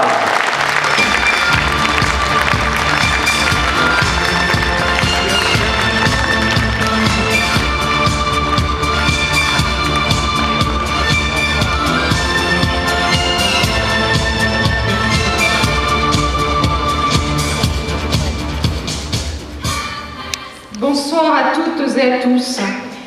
Donc je me suis engagée et je suis élue aux côtés de notre maire depuis 2001. Je suis heureuse que Daniel Dugléry m'accorde une fois de plus sa confiance pour faire équipe avec vous tous, chers amis. J'aime profondément ma ville et j'ai grand plaisir à travailler à sa réussite sous la houlette d'un homme de conviction et d'action qui a su faire entendre sa voix pour la transformation de notre ville et son développement.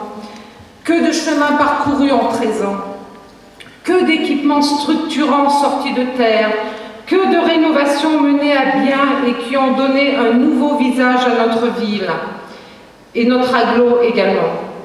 Nous disposons désormais d'infrastructures majeures qui sont de formidables vecteurs de développement culturel et touristique de notre bassin et qui participent au rayonnement de notre ville. Nous avons le devoir de poursuivre notre action pour le bien-être de l'ensemble de nos concitoyens. Il nous appartient à tous de croire en l'avenir et d'œuvrer pour Montluçon.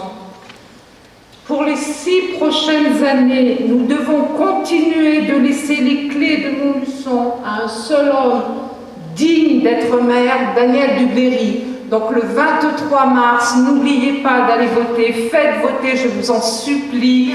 Ne pensez pas que tout est acquis et que voilà, le 3e mandat, c'est le mandat de la balade. Donc soyez vraiment au rendez-vous dès le premier tour. Je vous remercie.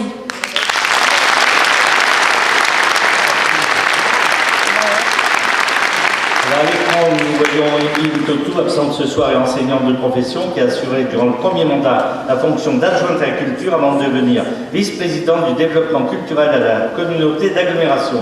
On lui doit la construction du conservatoire, mais aussi le MUPOP, deux réalisations magnifiques qui font aujourd'hui bien des jaloux. Yves Totou, qui nous prie de l'excuser. Isabelle Trouba est attachée de communication, conseillère municipale sortante. Isabelle s'est tout naturellement impliquée dans la communication de la ville comme directrice de publication de MNV, Montluçon Notre Ville, que chacun découvre avec plaisir dans sa boîte aux lettres. Isabelle Trouba.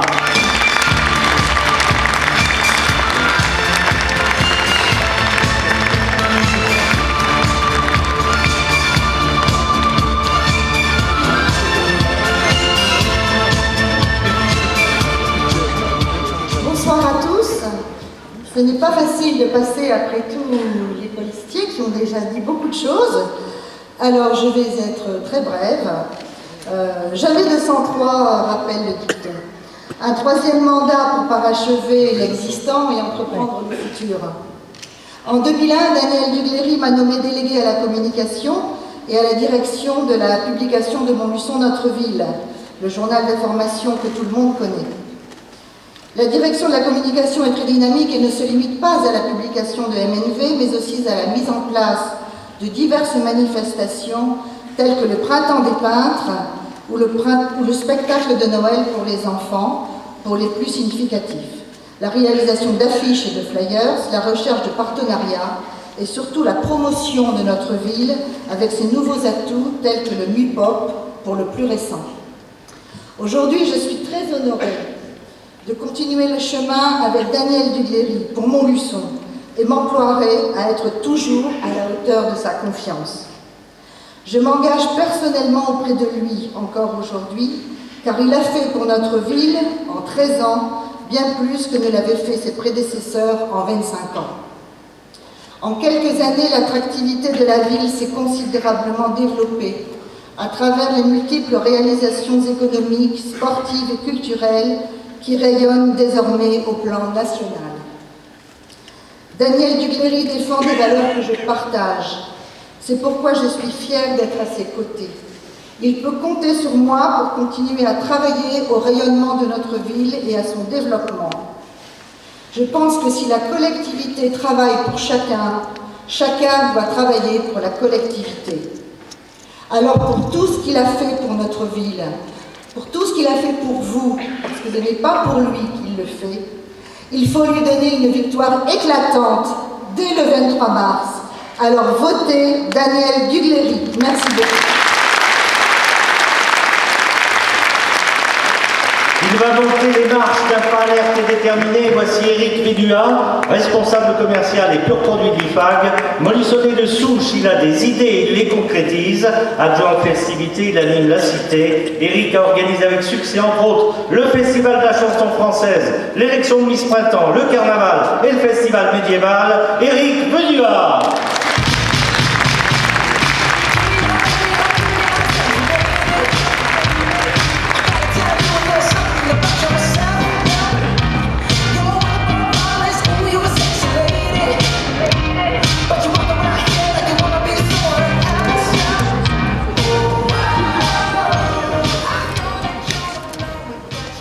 C'est vrai qu'il fait grand noir devant nous. Mesdames, Mesdemoiselles, Messieurs, bonsoir. Les élections municipales, moi je vais aller droit au but. Ça demeure d'abord un rendez-vous incontournable. Un rendez-vous incontournable d'abord parce qu'il est, et c'est un plaisir, le vecteur de rencontres telles que celles que l'on vit ce soir. Des rencontres faites d'individus, de toutes catégories socio-professionnelles, au carrefour de toutes les activités de notre ville, du monde associatif, culturel, social, de la création et de l'entreprise, au carrefour également de tous les âges, les plus jeunes à nos aînés, et cette liste en est, je crois, un exemple. Un rendez-vous incontournable, bien sûr, parce que les élections municipales permettent de dessiner pendant 6 années, les 6 années qui vont venir, la politique qui sera menée par une équipe de femmes et une équipe d'hommes élus, choisis par une majorité. La liste de Daniel Ducléry propose à votre approbation un projet concret. C'est celui de la pérennité des actions conduites et accomplies jusqu'à présent. Et il serait peu exagéré de dire qu'elles sont larges. Je vous invite à regarder en face l'évolution de notre cité, son amélioration. Je vous invite à regarder et à calculer le nombre de structures établies. On l'a cité tout à l'heure, la cité administrative, le MUPOP, le centre aqualudique, le conservatoire, toutes les rénovations urbaines, Font-Bouillant, l'avenue de la République et j'en passe. Montluçon s'est considérablement transformé ces 13 dernières années. La fiscalité, elle, eh bien la fiscalité, elle n'a pas eu tous les impacts qu'une opposition peu constructive aurait voulu qu'elle ait. Équipée telle qu'elle est, notre ville, elle adopte un regard beaucoup plus serein déjà sur son avenir. Aujourd'hui, la liste qui vous est présentée vous propose l'accomplissement, vous propose la continuité, vous propose le prolongement de l'amélioration. Mais vous le savez, et monsieur le maire, vous le savez mieux que quiconque, des promesses, tout le monde peut en faire, et malheureusement, nombreux ont été les élus à constater que, eh bien, quand il s'agit de les tenir, ce n'est pas toujours évident. Seulement Daniel Ducléry, lui, c'est différent. C'est d'ailleurs ce constat qui tente à expliquer la désertion des intérêts de nos semblables envers le monde politique et les taux d'abstention que quelquefois nous enregistrons lors des votes nationaux, mais c'est plus grave, lors des votes locaux. Pendant 6 années, moi j'ai eu la chance d'être un témoin de qui est réellement Daniel Ducléry. Et en ce qui me concerne, si je ne devais retenir qu'une chose, et si je devais vous témoigner qu'une chose, eh bien cette chose qui